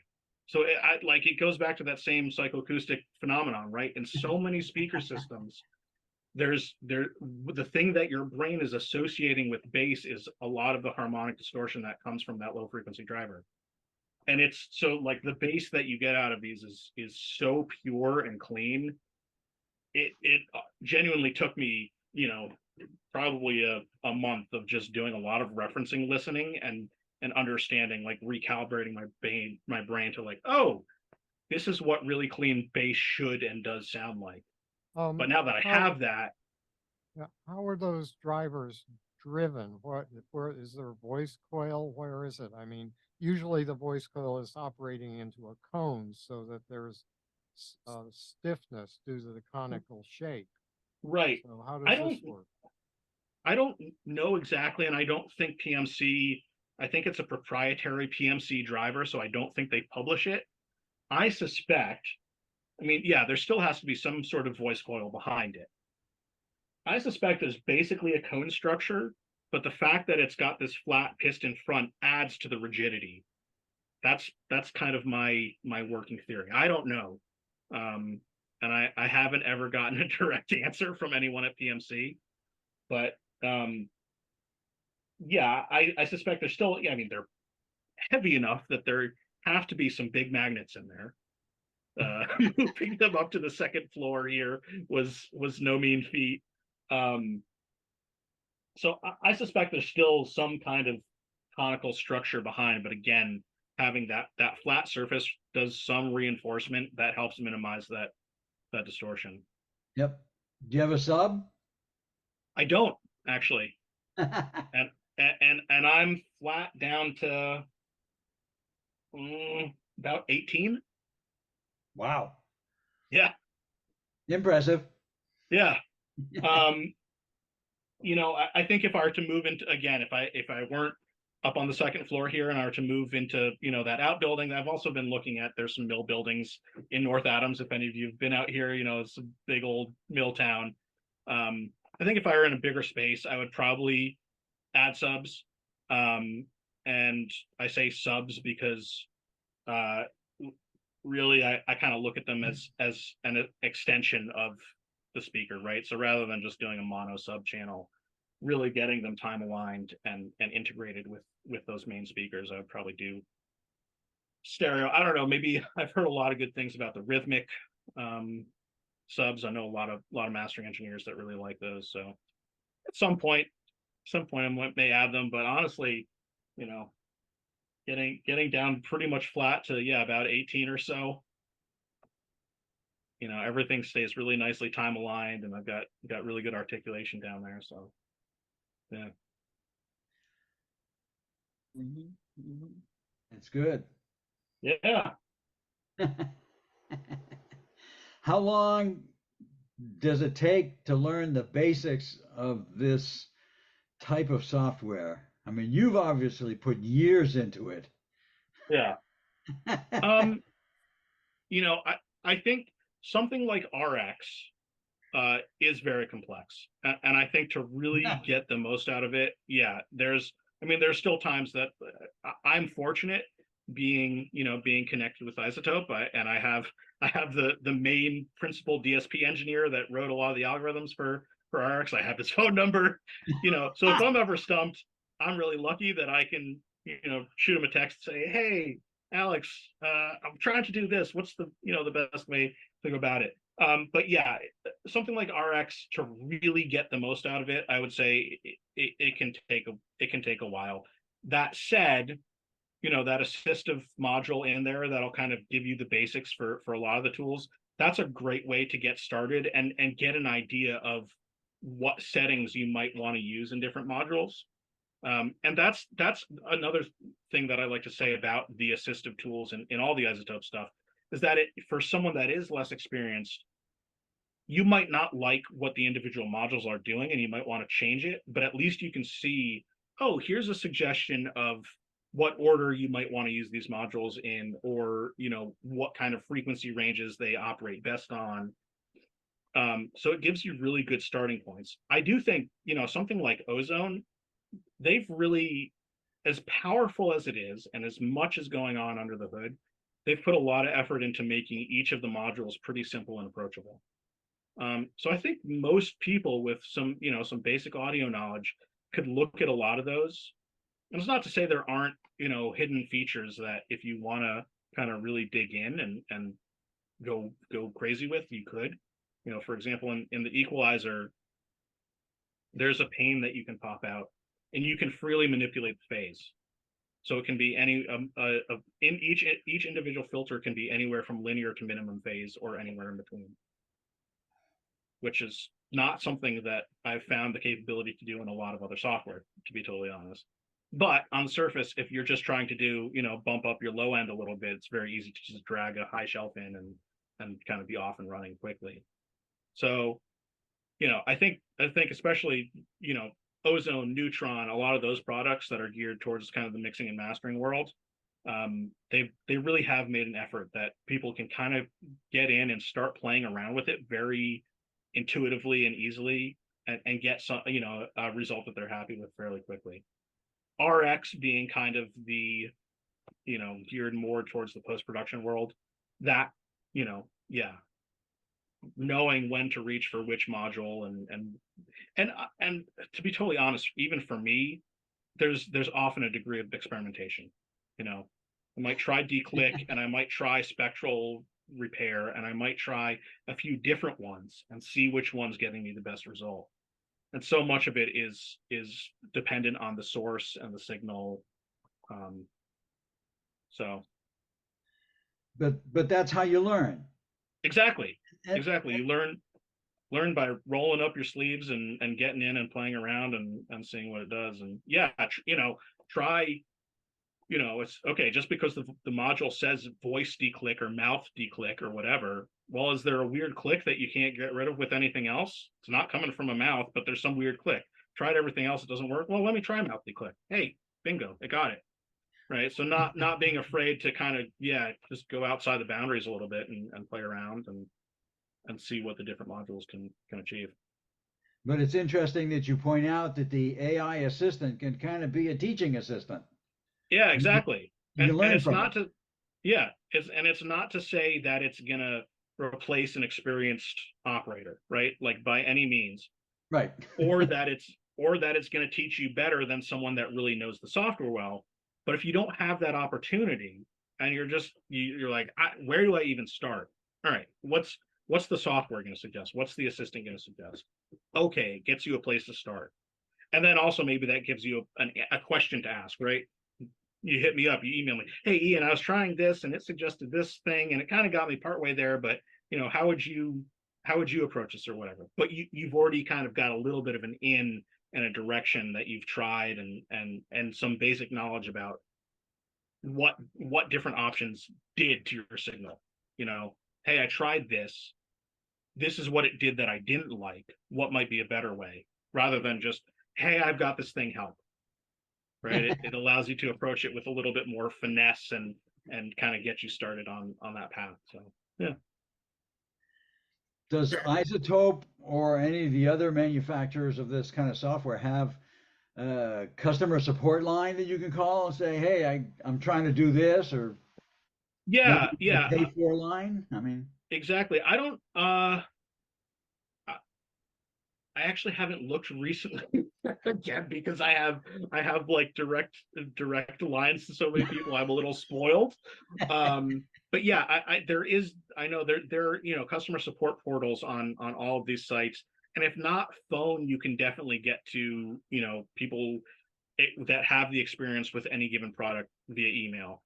Right. You can email them and say, hey, I'm having this problem, or hey, I got this error report, or, you know, hey, what's the best way to approach this? So yeah, there is, you know, on either the IZotope or Native Instruments or any of those sites, there'll be a customer support page where, you know, you can connect, and usually your method of choice. I'm not sure that there's a phone line that's always active, and from what I've seen, they try and, you know, not farm that stuff out to, you know, someone that you're not going to be able to understand. You know, it tends to be people that are really experienced with the software and probably local in Cambridge, and so That's good. It's yeah, a good support network. yeah, yeah. And you know, I think sometimes it means you maybe don't get an answer quite as quickly as some other methods, but hopefully when you do get an answer, it's the right answer. So personally, I'd rather wait a day and have a good answer than a bad answer instantaneously. Right. Okay, Nick, you want to close it down? It's 4:15. Okay. Unless anybody else has any questions? Yeah, well, I have a question about something that IZotope might do, and I don't know if it has any interest in it.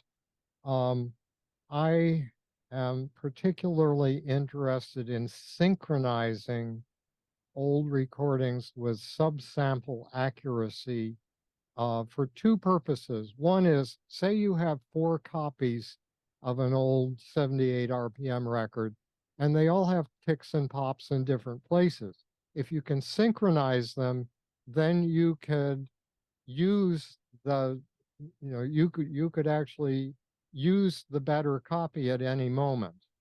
And the other is that there are numerous instances of recordings that have been made where multiple recordings have been made at the same event. There's famously now that the Toscanini 1951 Verdi Requiem is available in stereo. I personally have tapes of great American speeches, including FDR's Declaration of War speech and a couple of others from different networks. And to be able to hear FDR's Declaration of War in 1941 in surround sound would be really a trip. There's also film of it.